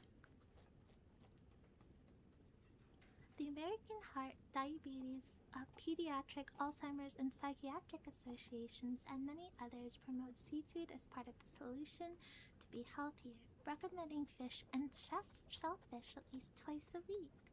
This recommendation, which translates to about 250 milligrams of omega-3s, EPA, and DHA per day, is based on decades of research that shows seafood at least twice a week can lead to fewer instances of chronic and preventable diseases, and even reduce the risk of death from any health-related cause by 17%.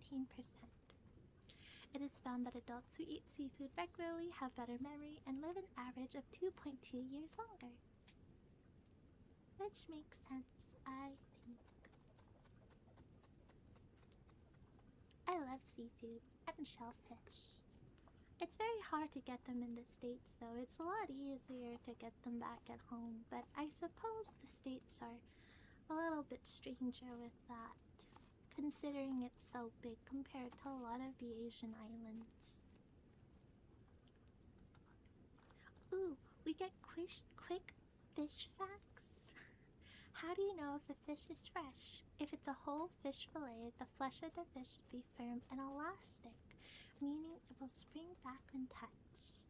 But what about mercury? For men and women not trying to get pregnant, the recommendation is to eat a variety of seafood each week to reap the nutritional benefits.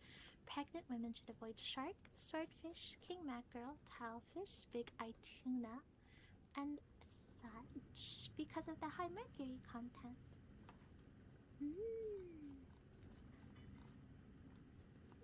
We're learning so much today, chat. Which fish has the most health benefits? All fish are great quality protein options, but some are packed with higher amounts of omega-3 fatty acids, which give them more heart, brain, eye, and overall health benefits. These fish are mackerel, trout, salmon, sardines, anchovies, and pollock. Some shellfish are also high in omega-3s like oysters, crab, and mussels. Salmon are salmon is one of my favorite fish, and I also love oysters and crabs. So I'm glad it's on the higher end side with nutritional benefits. Is farmed safe to eat? Both farmed and wild seafood are safe to eat. When it comes to the environment, both farmed and wild fish and shellfish can be harvested responsibly. If a recipe calls for whitefish, what does that mean? Whitefish is a mild flavored fish, so if your recipe calls for it, look for cod, bass, flounder, grouper, haddock, snapper, or tilapia. These are great for pan frying and pan serving. I love tilapia. And cod. But those are like standard white fish that you see everywhere. Okay. So this is a pumpkin and spinach risotto with seared scallops. Scallops may seem super fancy to make, or maybe you thought they were unhealthy because at restaurants they are often in heavy pasta dishes. Put a seasonal spin on a classic dish with this recipe for pumpkin and spinach risotto with scallops. It's the perfect date night dish and pairs well with a crisp, fruity wine like a Sauvignon Blanc.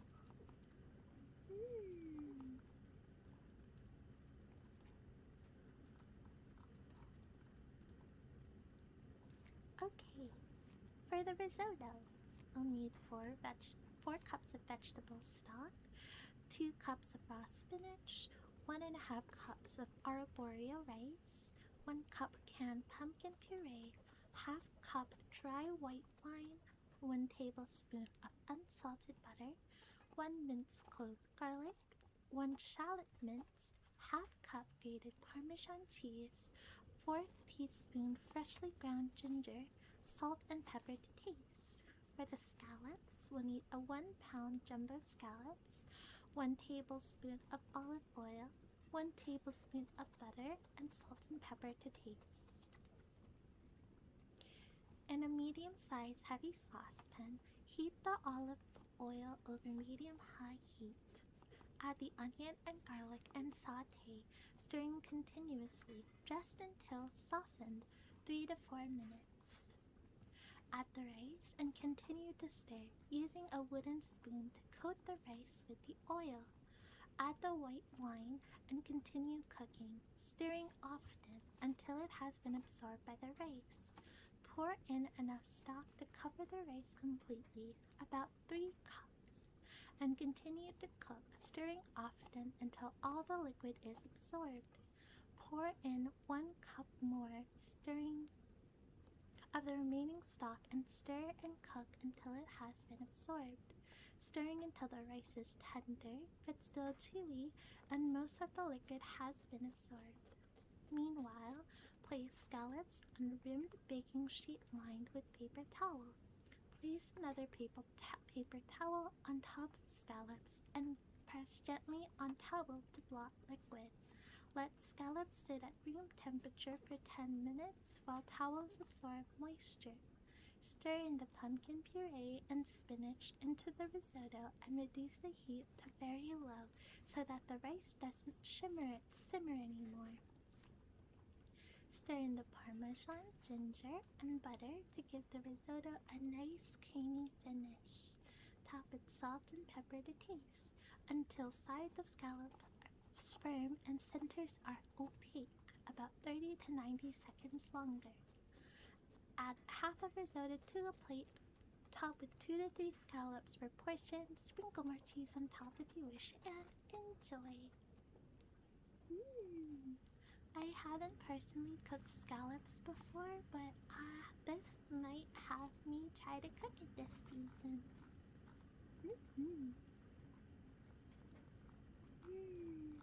Okay, we're back to the sweets with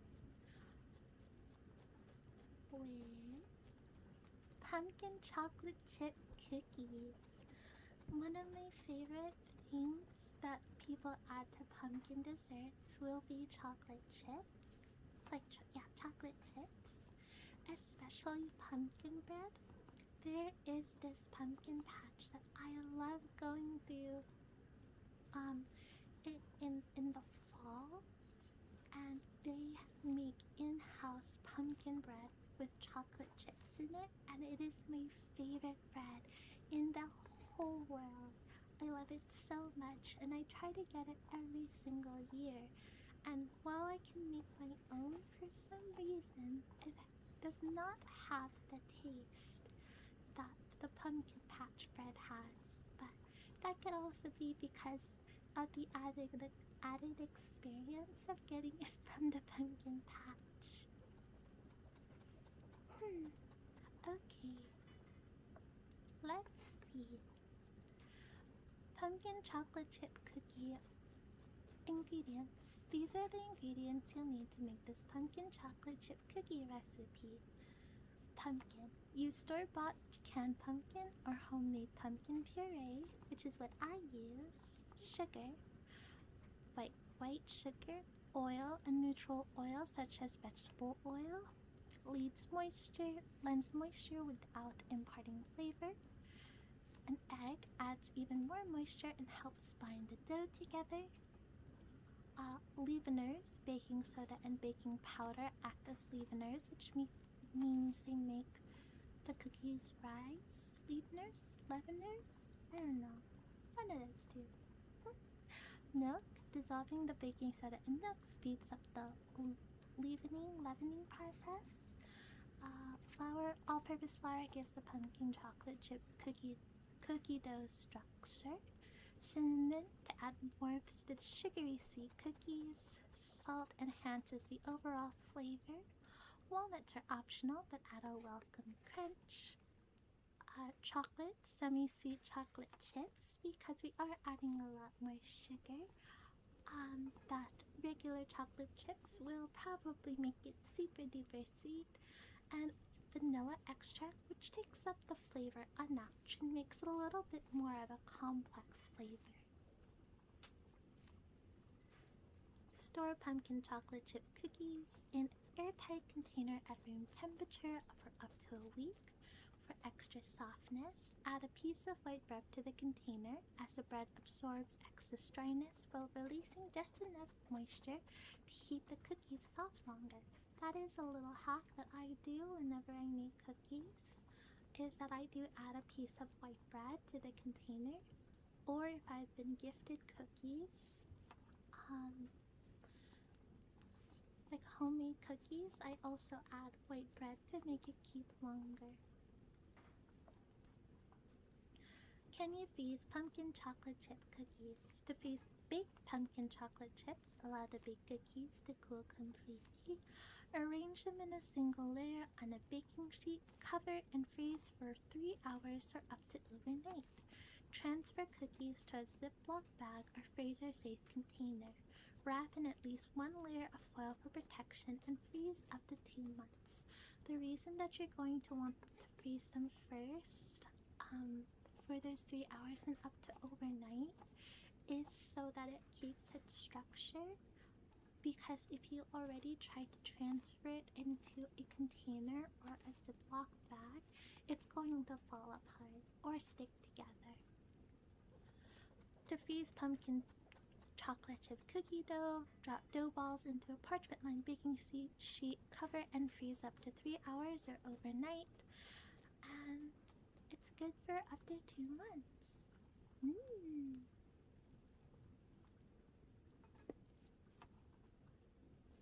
Okay, let's see.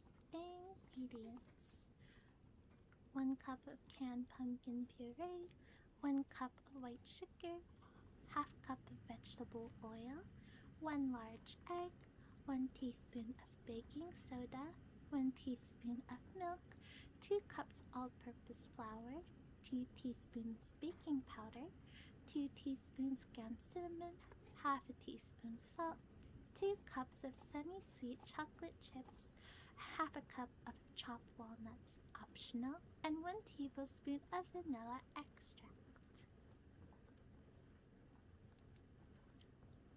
Look at all the color. Preheat the oven to 350 degrees. Grease a baking sheet and set aside. Mix pumpkin, sugar, oil, and egg together in a large bowl. Stir baking soda and milk together in a small bowl until baking soda dissolves. Stir into pumpkin mixture until well combined.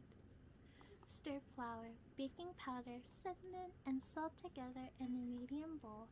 Add flour mixture to pumpkin mixture until well combined. Fold in chocolate chips, walnuts, and vanilla extract until just combined. Folding batter is different than stirring the batter because typically when you stir, your utensil is going to be held up almost either straight or only a slight angle. When you're folding a batter, you'll want the angle to be nearly parallel to the bowl, and you are not using a stirring motion, but you are actually physically folding the dough. So just turning over your utensil back and forth, like flipping it over, instead of having that stirring motion. And in that way, it doesn't get over mixed, and it also is a lot more efficient when it comes to thicker batters, because you will see when it comes to cookies, the batter is going to be very, very thick. So this helps you not overmix it and also gives you an easier time in combining all of the ingredients. Step 4.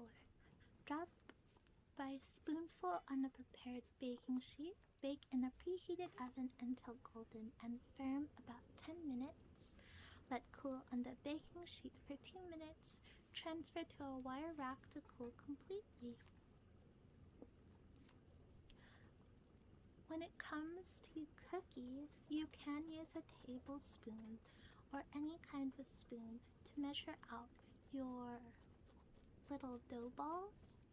A lot of people, though, do have, especially people who bake often. If you bake cookies often, I would recommend having a little ice cream scoop specifically for baking because it makes it easier, especially those ice cream scoops that you can just squeeze and it has that device, that little thing that slides across the spoon to make it drop, because it will lead to a lot of an easier time when it comes to stickier batters such as cookie batter. Making fan art and I'm locked in with Mimzy's voice pushing me through. Woo, you go Bella, go Bella, go. Go Bella, go. Go Bella, go. You got this. But look at these. Ooh. Ooh. Look at that. Look at that texture, all the chocolate chips, the structure of it.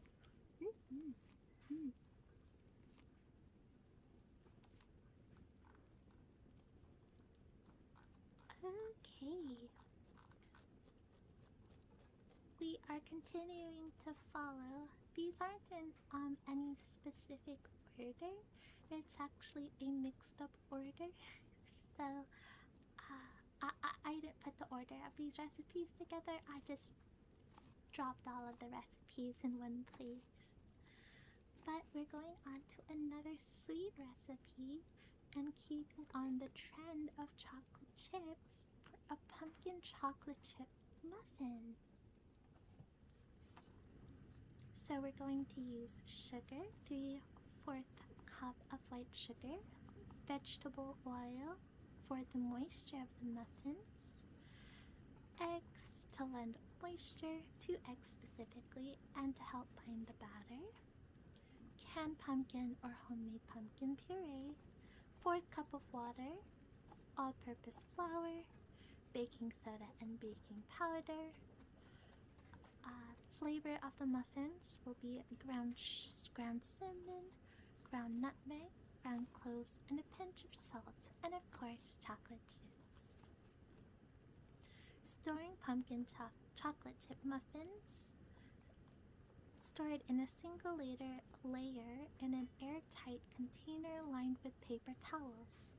If stacking is necessary, place a sheet of parchment paper between layers. The muffin should last at room temperature up to 4 days.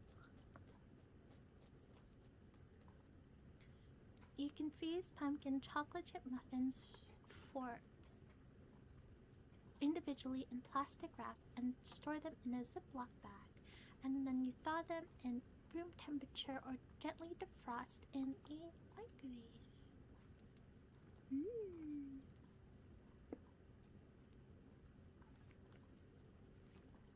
Okay. 3/4 cup white sugar, 2 large eggs, a 4th cup of vegetable oil, 3/4 cup of canned pumpkin puree, a 4th cup of water, 1½ cups of all-purpose flour, 3/4 teaspoon baking powder, a 1/2 teaspoon of baking soda, 1/2 teaspoon of ground cinnamon, a 4th teaspoon of ground nutmeg, 4th teaspoon of ground cloves, a 4th teaspoon of salt, and a 1/2 cup of semi-sweet chocolate chips. We're preheating the oven to 400 degrees and greasing a 12-cup muffin pan or lined with paper liners. I would recommend lining with paper liners because it is a lot messier and will not add to the oiliness of the muffins. And I just think they look cute. Alright, and we're combining the pumpkin mixture, all of the wet ingredients. Then we are mixing the flour, baking powder, baking soda, cinnamon, nutmeg, cloves, and salt together in a large bowl. And stir the pumpkin mixture into the flour mixture until just combined before folding in the chocolate chips. Mixing the wet ingredients and the dry ingredients separately helps when it comes to putting them all together because you have already combined all the ingredients into one ingredient on their own, so you don't have to worry about mixing multiple ingredients in one bowl, but just 2 different ingredients, a wet ingredient and a dry ingredient. Oh goodness, look at these muffins.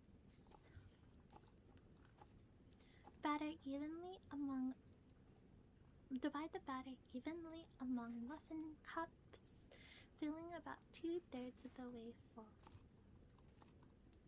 And that is just to allow the muffins to rise and give it that cute little muffin top. Bake in the preheated oven until a toothpick inserted into the center comes out clean, 20 to 25 minutes. Cool in the pan for a few minutes, then transfer to a wire rack to cool completely. And then, ta-da! You'll see a lot of you will know the fluffiness of a cake if you were looking at the cross section of the cake or with inside the cake and seeing the little, all the holes in it, because the denser the cake is, the less of those little pockets that you get. And so usually when you want it to be a lot fluffier, you're going to want to have a good number of that texture within the cake itself. I'm sorry your stomach is grumbling. I did warn you guys. I warned ya. If you didn't eat before this stream, it's gonna make you hungry. Ooh, now we are getting into another sweet dish. This one is interesting. I don't think I've seen this before. We're moving on to pumpkin crepes. Pumpkin crepes are fluffy, airy, and easy to make in the blender, packed with pumpkin and pumpkin spice. They make for great brunch recipes for a cozy fall weekend. Perfectly pumpkin spice, this crepe recipe is easier to make than it looks, and it is a nice change if you want to switch things up from the usual pancakes or waffles on the weekend. They're like really thin pancakes, and you could add different fillings to the inside, which makes them extra delicious. For this variation, the crepes are filled with pumpkin spice yogurt and topped with banana slices, pumpkin seeds, and extra pumpkin spice. Sauteed apples on top could also be amazing. I love crepes. I love crepes a lot. And I wish there were more places to get them. I have not tried making my own crepes before though. And I think this recipe might be perfect for me to try this season. Because look at these. Look at that color.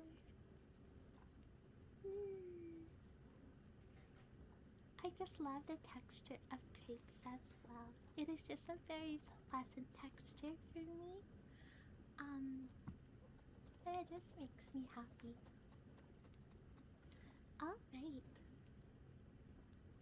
Ingredients for pumpkin crepes: pumpkin puree, all-purpose flour, sugar, eggs, butter, water, almond milk or another milk of choice, pumpkin spice, vanilla extract, salt, and optional fillings such as yogurt, cream cheese, nut butter, or pumpkin butter. You're going to need a blender medium-sized bowl and a spatula. Hi, welcome, thank you for the follow. Welcome to the pumpkin patch. We are reading off pumpkin recipes. How to make pumpkin cakes. All can be made in a blender. Oh, and it can be made in a blender compared to other pastry dishes because crepes require a very thin batter. Very, very thin. Like incredibly thin.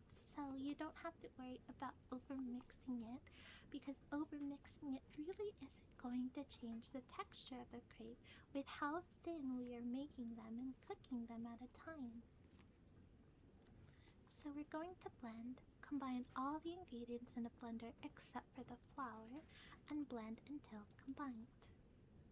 Add in flour 1 tablespoon at a time until just combined. Again, with usually the wet ingredients and the dry ingredients, adding them in slowly, and also mixing any wet and dry ingredients that you have together first before combining will make for a more even texture. Okay, then we're going to chill the batter for 30 minutes in the fridge. Chilling the batter after blending also helps when it comes to structure, because if it's hot, going in hot, it's not going to firm up as well as it would if it was colder and chilled and slowly warming up on the pan. And it will be a lot more runny. So it is similar, like this is like preventing what would happen if you were to overmix a batter. Grease the pan and cook. Use a little extra butter to grease the pan. That adds flavor and also makes it a lot less oily compared to typical cooking oils. Using less than a half measuring cup, pour the batter into the pan and tilt so the batter thinly covers the entire pan. When you see the batter is almost set and the edges slightly crispy, use a spatula to gently flip the crepe. Cook for 30 seconds or less on the other side and remove from the pan. Repeat with remaining batter. Fill and enjoy. Fill crepes with your choice of cream cheese, yogurt, nut butter, or fruit. Top with extra pumpkin pie spice and enjoy. Pumpkin spice yogurt. Filling ideas for the crepes. Pumpkin spice yogurt. I've never thought about adding yogurt into crepes. Now I really want to try that. Pumpkin spice cream cheese or regular cream cheese. Nutella, that is one of my favorite crepe fillings. Creamy peanut butter or almond butter or pumpkin butter. Excellent. Ooh, we are sticking with the sweet recipes with a pumpkin crumb cake. I adore crumb cakes. I love things. I think one of my favorite spices is cinnamon, and if I was a spice, I think I'd be cinnamon. I love cinnamon, and usually crumb cakes and coffee cakes and such have a high amount of cinnamon. So, I love cinnamon. In another world, in another world or lifetime, I feel like I would have been named Cinnamon. But look at how good these look. Good gracious. Is it because it's as sweet as you? No, it's because if you get too much of me, you're gonna cough up powdered cinnamon and maybe die. I'm thinking about like the cinnamon challenge. I think it's what it's called, where people were taking spoonfuls of cinnamon. That's worth it. Okay. Boa. Go back to your fandom. Good gracious. It's not as sweet as you though. You and chat, all of chat is like sugar. Confectioner sugar, powdered sugar, because that's my favorite sugar. And you're all my favorite.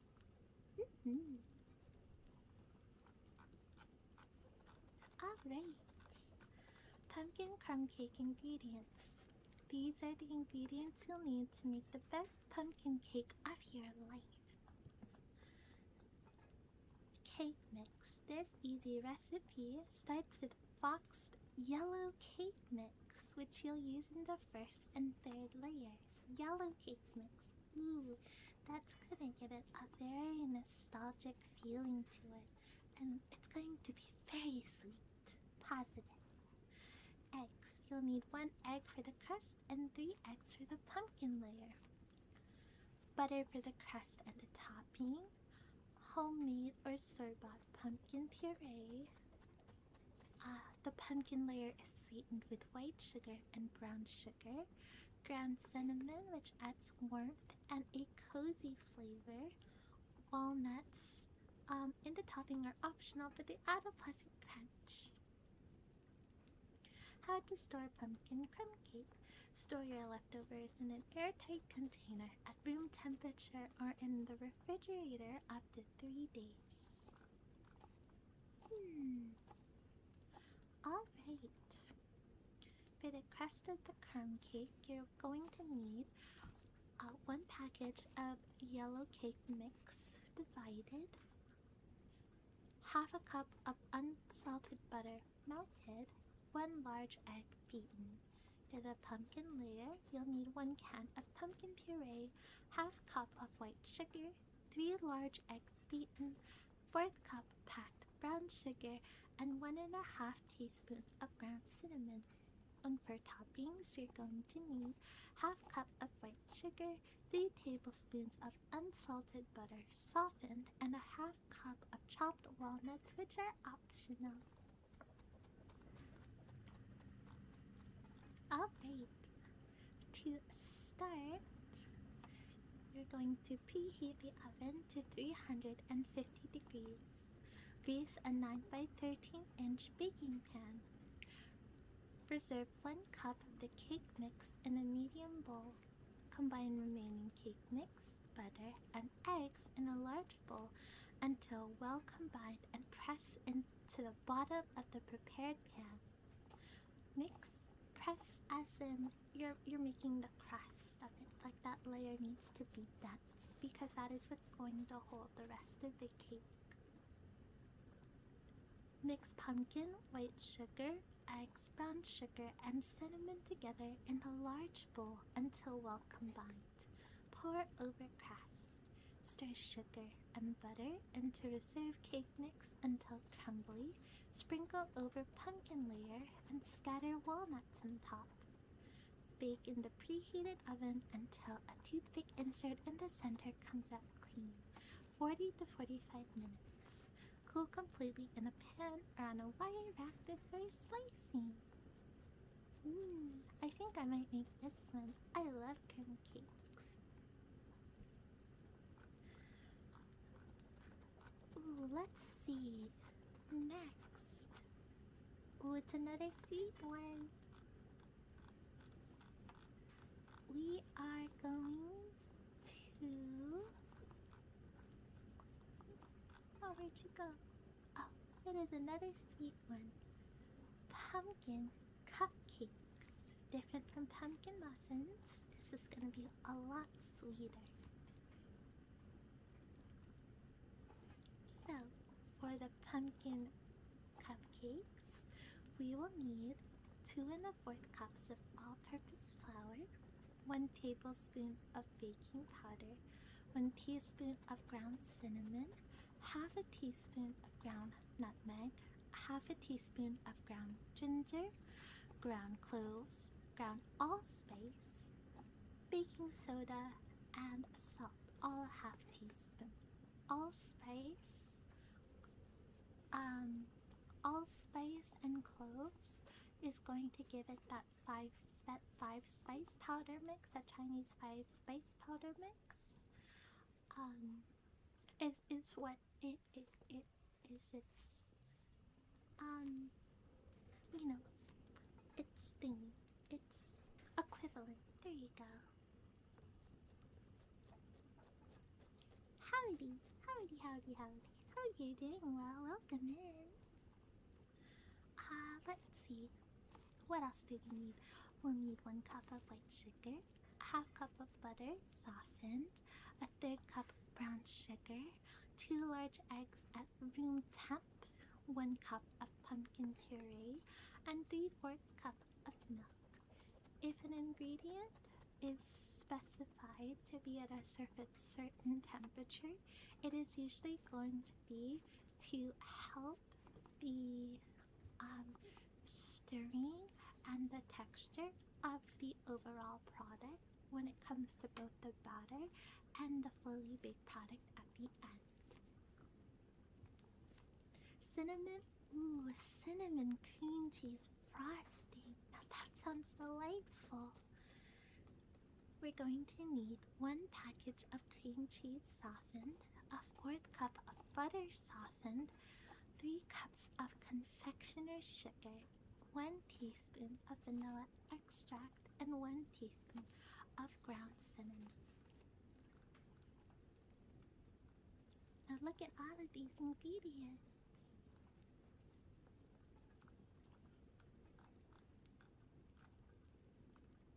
Okay.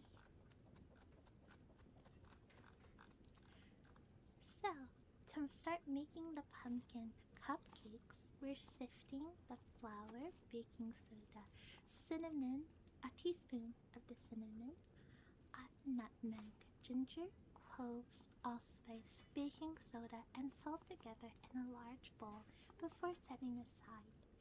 If the recipe specifically mentions the measurement once more when it comes to the directions, check back to your ingredients to make sure that that is the full portion or a part of the portion. Because for this one,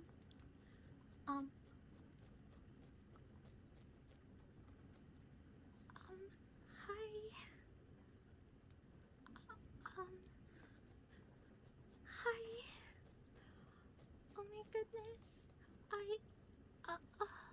Okay. Hi. Hello. Coma, thank you so much for the read. Hi. Oh my goodness, thank you so much for the follows. I too, can you give a Coma a shout out, please? Hi. Hello. Oh my goodness, you're the second person to have ever rated me. So, hi. Um, if you don't know me, I'm Mimzy May, Haunted House Mouse Demon, and Polite Pumpkin Eater, here to give you creepy cozy company. And today I reached a sub goal. I I I reached a sub goal where my community wanted me to read various pumpkin recipes because I'm a pumpkin eater. So I thought it would be cute to read some pumpkin recipes for ASMR content. But hi everyone. Um, You're all so nice. Hi. It's nice to meet all of you. Akama, thank you so much for the read. Thank you so much for the read, and thank you for all for helping me reach 100 followers.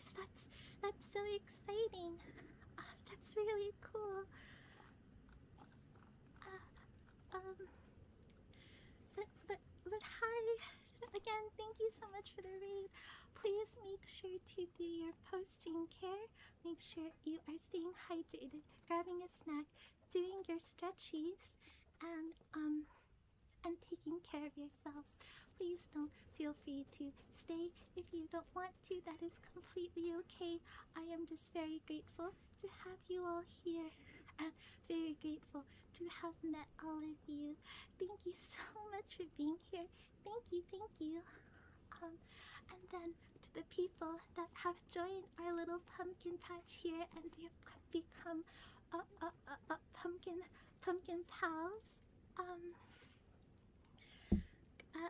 A kingdom keeper. Hello, Billy Speck, Skylar, Tofu Boy, Coma, of course. Envo Prime, some random guy, Phantom X, Saunders, Train, Green Mate, Solar Fox, Toast, Lunola, Shamu, Red Affinity, Slendy, Friendlow, and Guitar Jacket. I'm sorry if I said your name incorrectly. I'm just. Thank you so much. I really appreciate it. I get really nervous with just my community. So, thank you for sharing your community again. I will take good care of the ones who want to stick around to the pumpkin patch. But thank you so much for being here. I appreciate just you stopping by as well. And thank you for the pumpkin juice, Hero. I see you. Yeah. Thank you.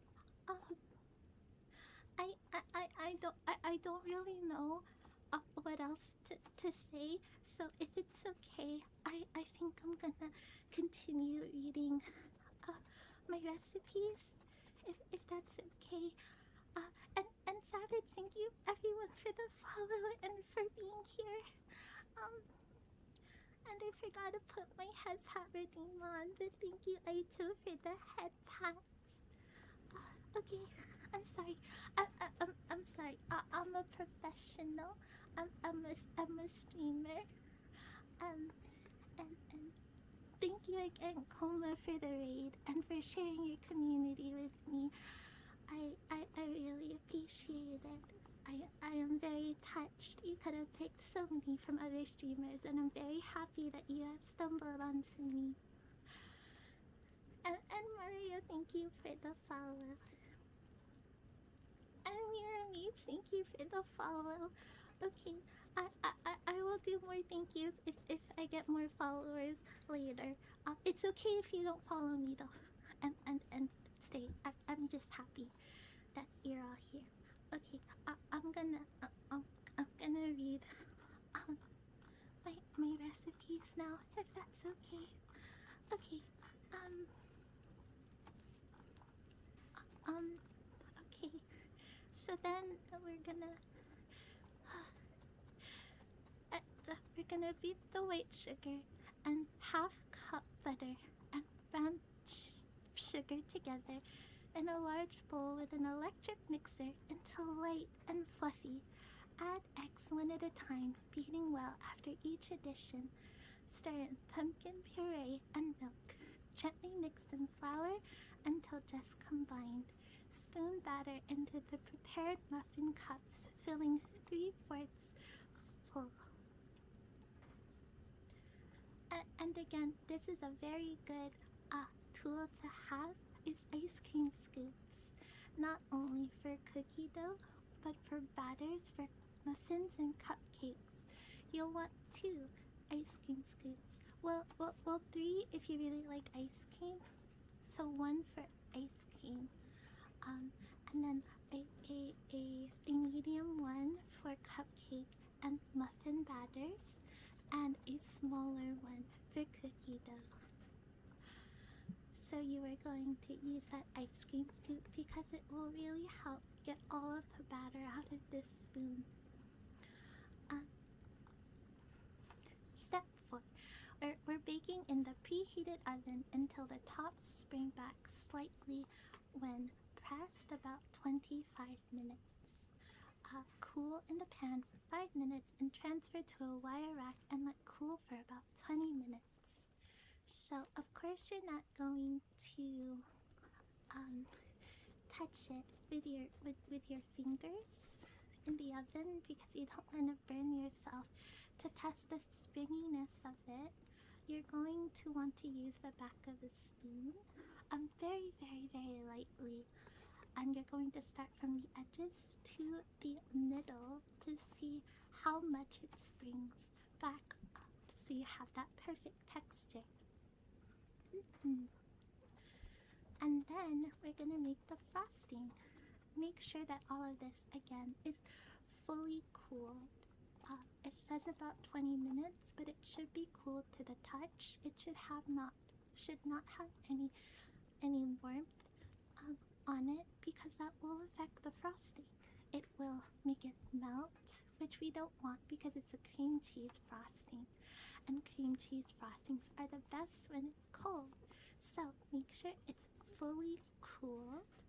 But if you can't help yourself, you can probably eat it without the frosting. Or if you're not super into sweets, but I'm very into sweets. I really love sweets. I have a sweet tooth, so I'll definitely be waiting for it. Or maybe both. I guess I could eat it without frosting and then with frosting. And then to make the frosting, we're doing a cream cheese frosting. And we're beating cream cheese and a 4th cup butter together in a large bowl with an electric mixer until smooth. Then we're beating in the confectioner's sugar a little at a time until incorporated. Then we're adding vanilla extract and 1 teaspoon ground cinnamon and beat until fluffy. So when it says fluffy, it should have a lot of bounce to it. So more similar to whipped cream rather than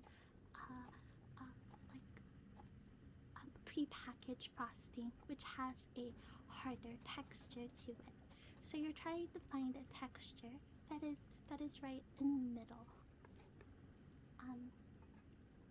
When it's like, talking about fluffy. Um, this is making you want some sweets. I've been making my chat hungry, so I apologize for everyone I'm making hungry who came in from the raid. You're going to eat for the night. Thank you so much for the recipes and for being a gem. No, thank you so much. Thank you for being here. I hope you have good EBs. I hope you have sweet pumpkin-filled dreams. And also, thank you, Taro Man and Little Rat for the follow. Welcome, welcome to the pumpkin patch.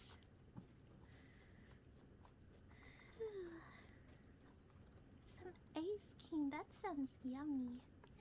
I love ice cream.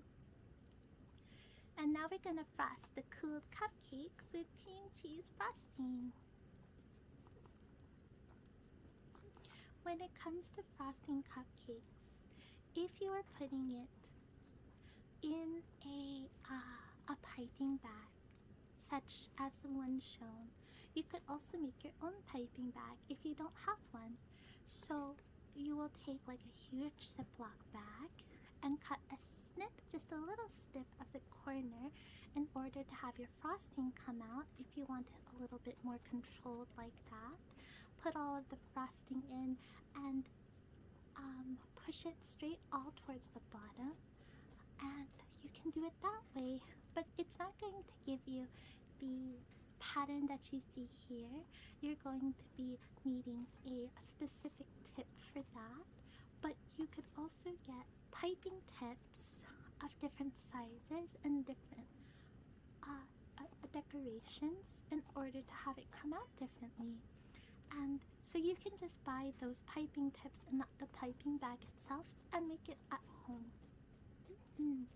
And a little goes a long way, and it is a two-handed project for sure. You are going to want to keep one hand at the top at the base where your frosting ends and one at the bottom so you can direct it. Where you're going to be pushing the frosting and making it come out is from the top. So you're going to be squeezing and moving your hand down as you are frosting each of the cupcakes. And definitely start out with lighter pressure and see how much pressure your frosting needs before really going into it. You can also practice off to the side on a parchment lined paper, a parchment lined tray, to practice what designs you want before moving on to the cupcakes. But yeah, and then look at that texture. Wowee! Cinnamon cream cheese frosting sounds amazing. I love cinnamon. Okay, this next recipe that I found, I thought was super fun because it's a cake that not only you can eat, but it's also for dogs. If you have a dog at home, or if you are a dog, I'm not sure if any dogs watch me, but if you are a dog and you want to make your human make you a cake, this is the cake for you. I think this is super cute. Of course, because it is made for your furry friends or furry selves, it is going to have such very simple ingredients and also be a lot more on the denser side, as most animal treats tend to be.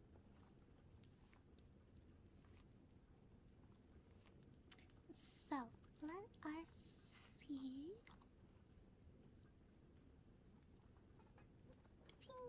Ba-ting. Here we go. And this was for I'll make you a dog cake item, don't worry. Guys, thank you for the follow. Hi, welcome to the pumpkin patch. Okay, but the chef who came up with this recipe was celebrating their dog's birthday, who turned 2. So, let's see what they have to say. This dog birthday cake recipe is made especially for your dog, but one that you can also eat. It would be fun to make for a dog birthday party, puppy playdate, or when you want something you and your furry best friend can both enjoy. My dog loved licking the frosting off this cake, and now it's become tradition that I make it for him to celebrate his birthday in January. I use peanut butter in a piping bag on the original cake to make 8 and a little pumpkin on the cake. Traditional birthday cakes are most likely made with ingredients that are not safe for dogs, especially chocolate birthday cake. Chocolate birthday cake would be a huge no for dogs, and chocolate can be harmful to dogs. Traditional vanilla or yellow cake may also contain ingredients that are not the best for dogs. I recommend making this recipe for your dog instead. Let's see what we got. It's a little silly seeing the little dog treats amongst all of the normal ingredients we see. I think dog treats are so cute looking. Okay. So, this is easy to make. It takes less than an hour. Made with simple ingredients, of course. Made with pumpkin puree, which is not only good for people, but good for doggies and their digestion. And it's totally edible for humans. So, we are going to need 9 ingredients for this pumpkin dog cake recipe. We're going to need pumpkin puree, and we're going to need oat flour. Oat flour is the most safe, dog-safe flour, and it also gives it more of an earthy flavor to it, and has a more creamier texture, which is really, really pleasant, especially if you are eating like a crumb pastry with like hot chocolate or a cup of coffee. Okay, and then we'll also need eggs, unsweetened applesauce, which gives it a subtle sweetness and moist texture, cinnamon, baking soda, baking powder, and of course for the equipment we'll need mixing bowls, 2 to 6-inch cake pans, a whisk, and a knife or cake leveler.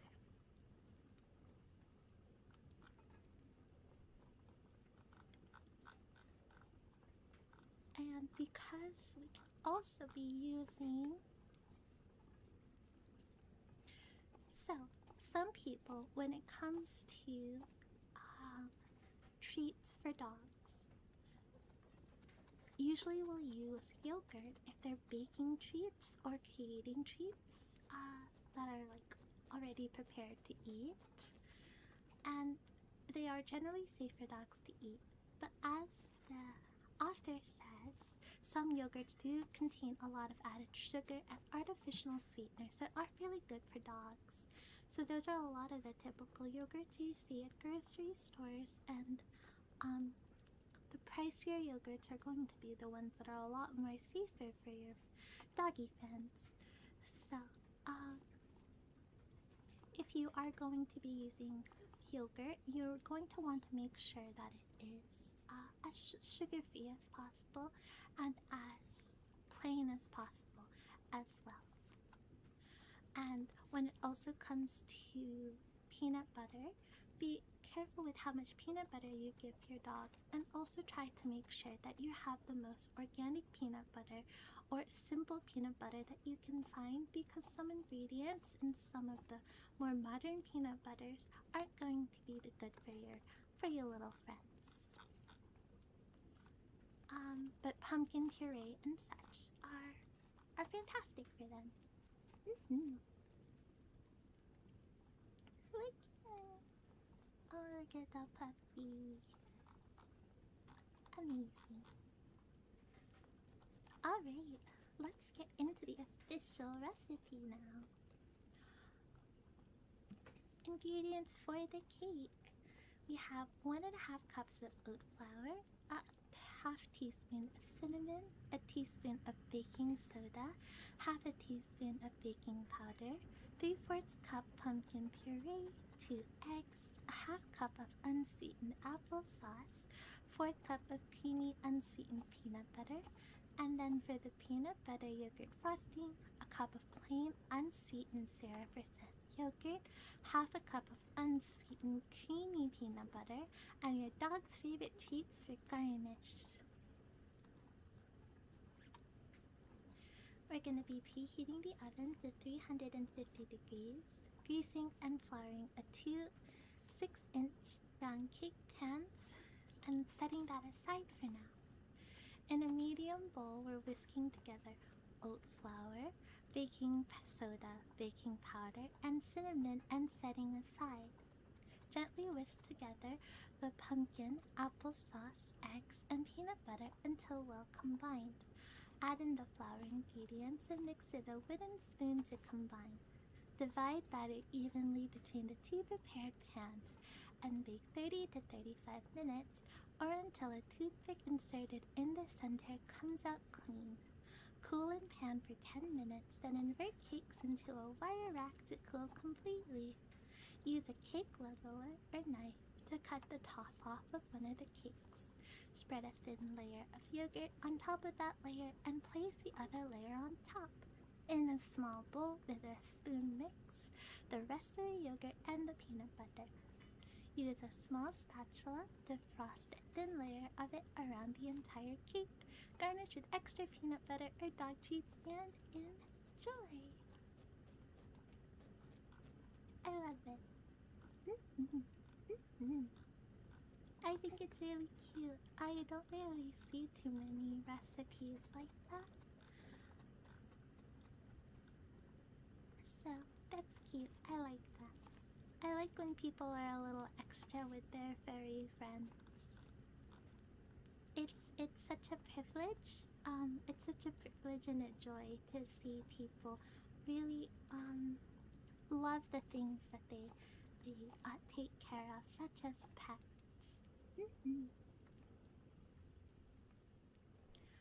Log Master, Wash Master, thank you for the follow. Welcome to the pumpkin patch. Very cute and inclusive, correct. And a lot of these recipes I do appreciate also have gluten-free versions, dairy-free versions, and complete vegan and or vegetarian versions, which is really neat. Especially with someone who has like food allergies and such like me. Alright, now we are jumping back into people foods.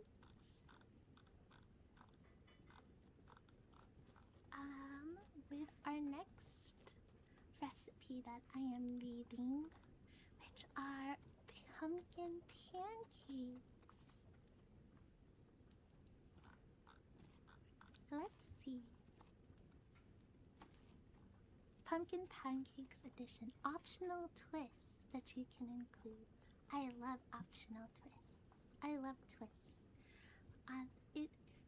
As someone who has a lot of comfort foods, that all of my comfort foods as well also have things that you can do differently with them. So for pumpkin pancakes here, we can add chocolate chip, we can mix in nuts, we can add fruits, or we can vary the ground spices, like substituting the pumpkin pie spice for allspice, cinnamon, and ginger. So you can take normal things that you eat all the time and just shush it up a bit to keep things different and to try out new things, especially if you have a difficult time trying out new things. Because I know that I do. So adding a few things here and there, like if you haven't tried all kinds of different fruits, if you eat cereal or you eat pancakes and usually have a side of fruits that you typically enjoy, you can add a new fruit and it'll be a lot less scary and you can say that you've tried it. I think life can be exciting in very simple ways like that, because I think it is very exciting to try different foods for the first time, because your taste buds have never had it before, and so it'll be such a great time to just find one of your new favorite foods or find something that you can look out for when you're like out and about in the world. So I love making twists to a lot of recipes.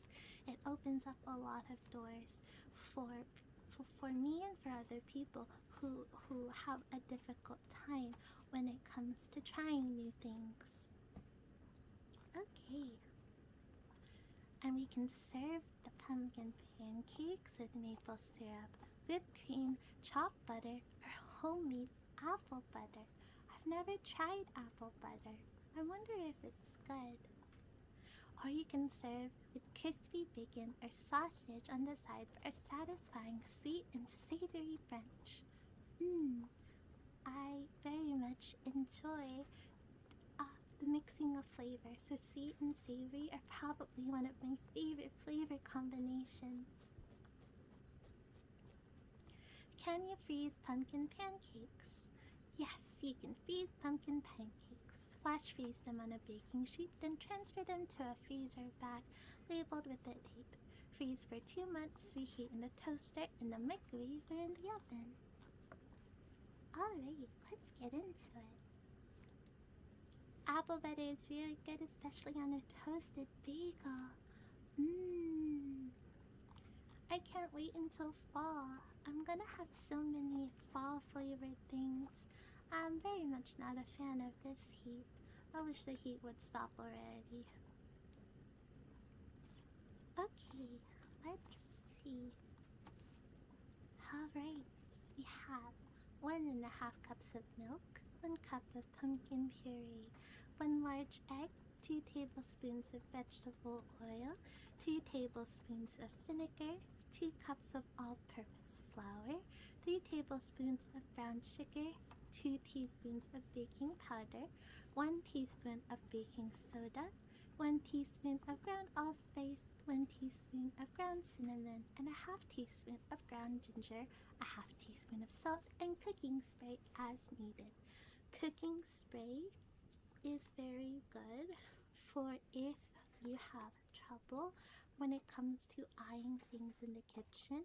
Cooking spray is very quick and very easy. It spreads very evenly, also doesn't spread a lot at one time, and so you can easily adjust it a lot better compared to like if you're using butter or oil. You will have to be pretty fast though when it comes to making things with cooking sprays, because it does not last as long as regular oil, that you're going to want to make sure you are cooling the pan in between batches of pancakes if you need to add more cooking spray. I love making grand applesauce with Granny Smith apples. I love Granny Smith apples. I can't have them all the time though. I really like them as the base of caramel apples. I like caramel apples a lot, and Granny Smith apples just give that perfect balance to the super sweetness of caramel and the tartness that the apples come into. Okay, first we're going to be whisking the milk, pumpkin, egg, oil, and vinegar together in a lard boil until well combined. Don't be afraid of vinegar, okay? Vinegar, it can be very scary, I understand. I will be holding your hand the entire time. When it comes to certain recipes, in order to balance it, you are going to need an acid. And a lot of the time, vinegar works as a very good acid that doesn't add any extra flavor. Because if you're adding acid, such as a lemon can mess with the flavor a lot more. 2 tablespoons of lemon versus 2 tablespoons of vinegar, you will actually be able to taste the lemon more than you can taste the vinegar. So don't be afraid of the vinegar. It will not taste like vinegar, especially at such a low portion. A lot of the odd little ingredients that are added to things like this are because for the food chemistry sake. in order to balance out the flavors rather than give it a new flavor or help the texture. So if you see an ingredient that is a little out of place and a little scary, trust the process, because it is usually used for a structural or taste purpose, but not to alternate it, alternate it, alternate it, alter it, to alter. English is hard. To alter it, but to make it more balanced. So a lot of the time when it comes to cooking and food chemistry, in general, it is a lot of balancing out a lot of acids and bases for the sweetness and the savoriness and the tang of things. So don't be afraid of those ingredients that seem like outliers, okay? And if you're afraid, just imagine me there holding your hand. Because I got you. I'm a very brave mouse. Okay. Oh, thank you for stopping by, Hero. I hope you have a good time at work. I miss you. Oh, no.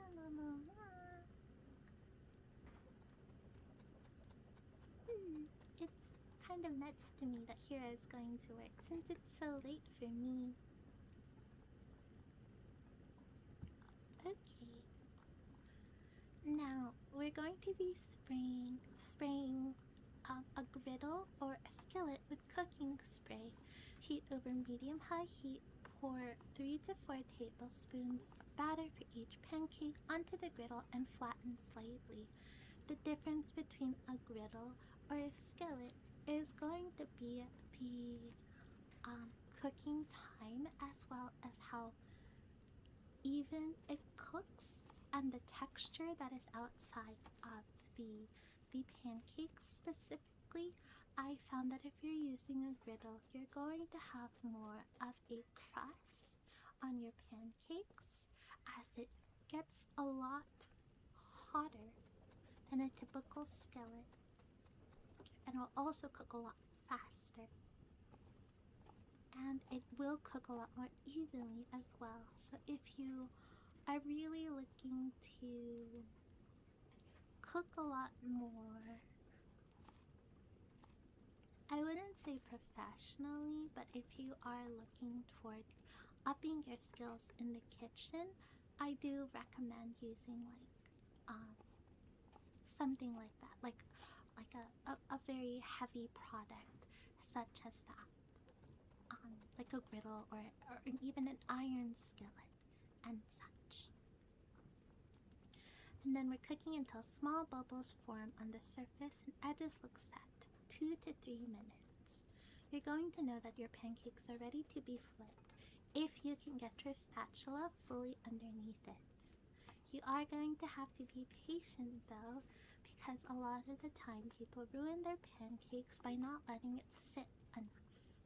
But the key will be taking the tip of your spatula and running it along the edge of your pancake to see if it lifts up with ease. Because if it lifts up with ease, it won't need too much more time before you can flip it.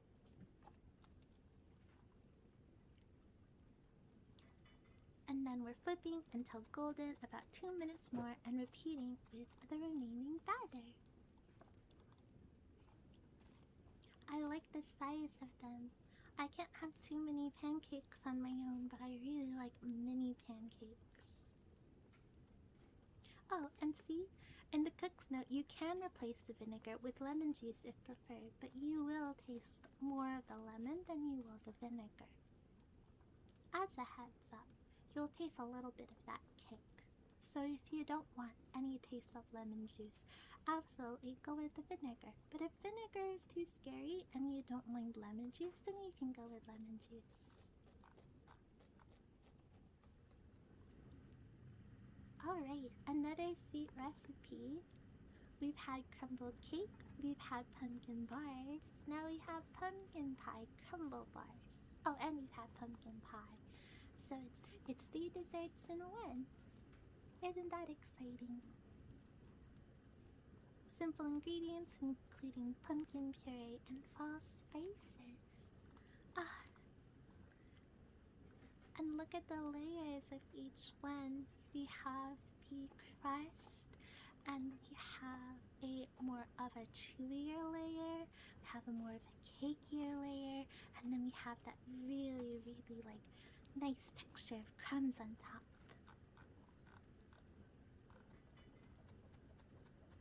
Alright, let's see what ingredients we need. We are going to need pumpkin puree,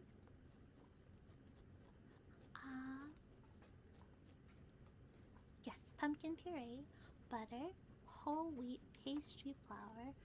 Whole wheat pastry flour compared to all-purpose flour is going to give it a more breadier texture as well as a breadier taste. So it's going to taste a little bit more on the earthier side, I would say, of like typical bread rather than a pastry bread. And this pairs very well if you're adding something very, very sweet. Light brown sugar, honey, pumpkin spice, cinnamon, vanilla extract, egg, salt, oats, walnuts, pecan, and pumpkin seeds for optional toppings for that little bit of crunch. I think pumpkin seeds would go very well with this. I love pumpkin seeds. I love the crunch of it.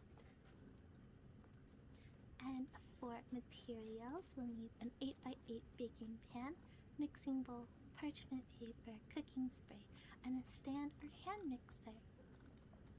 Oh goodness, look at the crumble topping of these. Wow.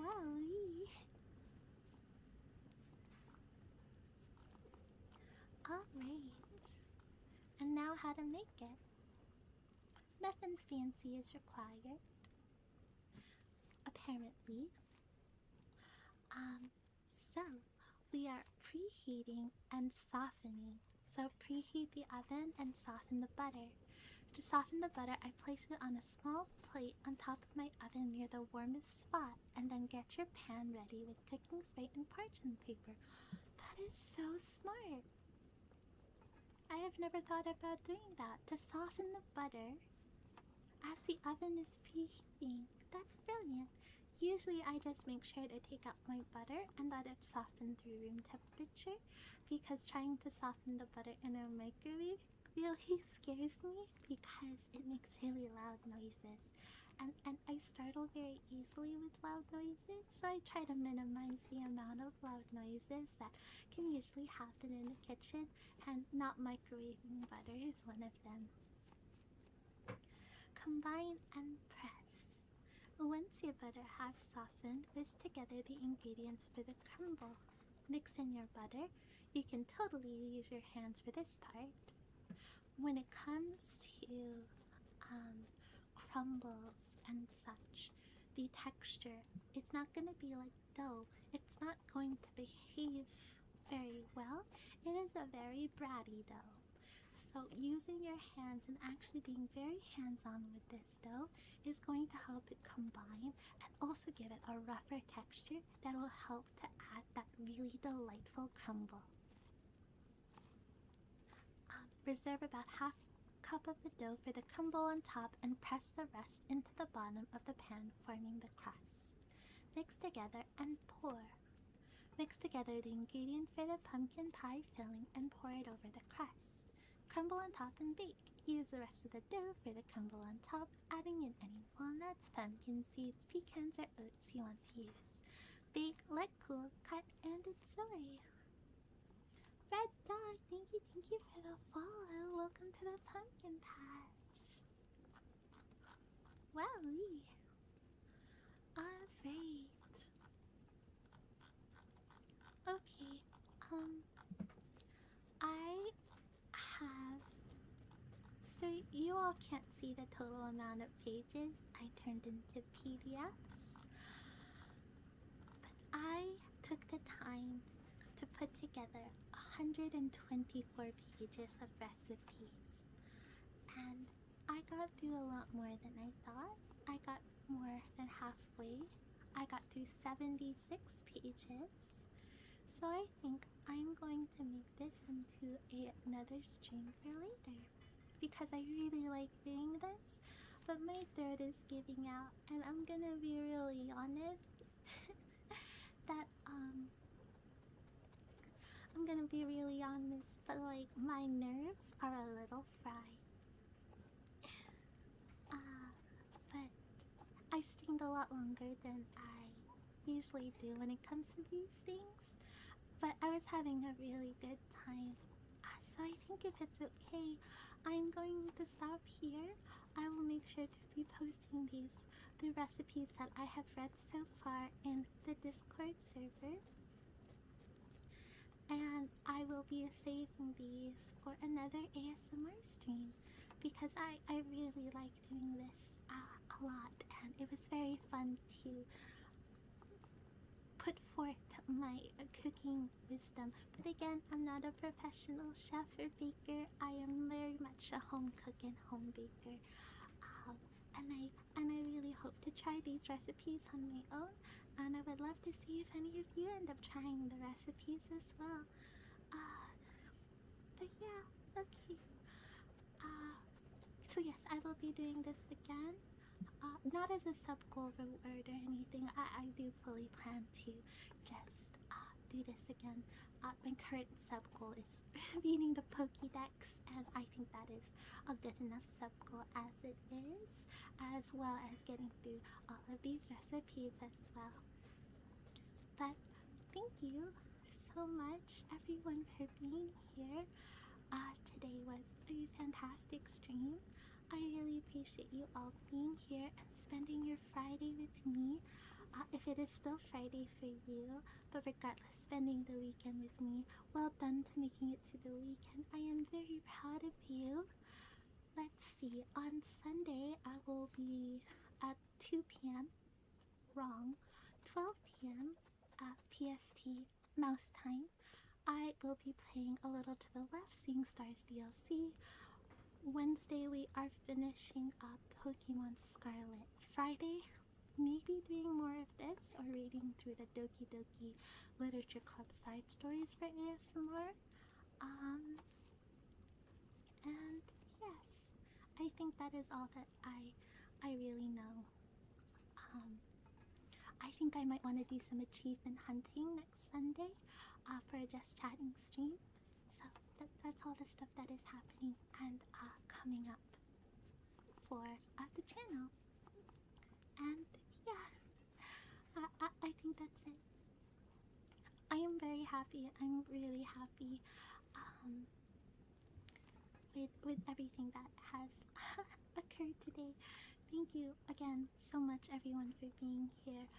My community, as well as anyone who came in from the raid. Thank you so much for being here and sticking around if you did. I really appreciate it. I hope you all have enjoyed your time here at the pumpkin patch. I'm going to go ahead and switch to my ending screen and say my goodbyes because my throat is shot. I was definitely talking a lot more than I intended to. So, yeah.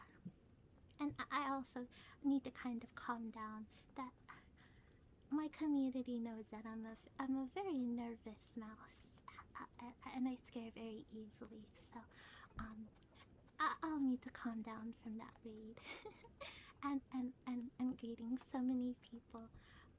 But I am very very grateful. But okay, I'm gonna switch to my ending screen now and stop yapping.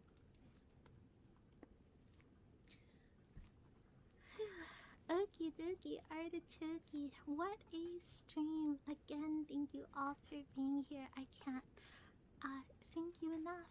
I was having a really hard time before stream, so it was such a delight to be able to have a good stream, and it is because of all of you that I could have such a great stream and continue to be here and do what I really like to do, which is to bring you all keep you cozy company when I have the chance to.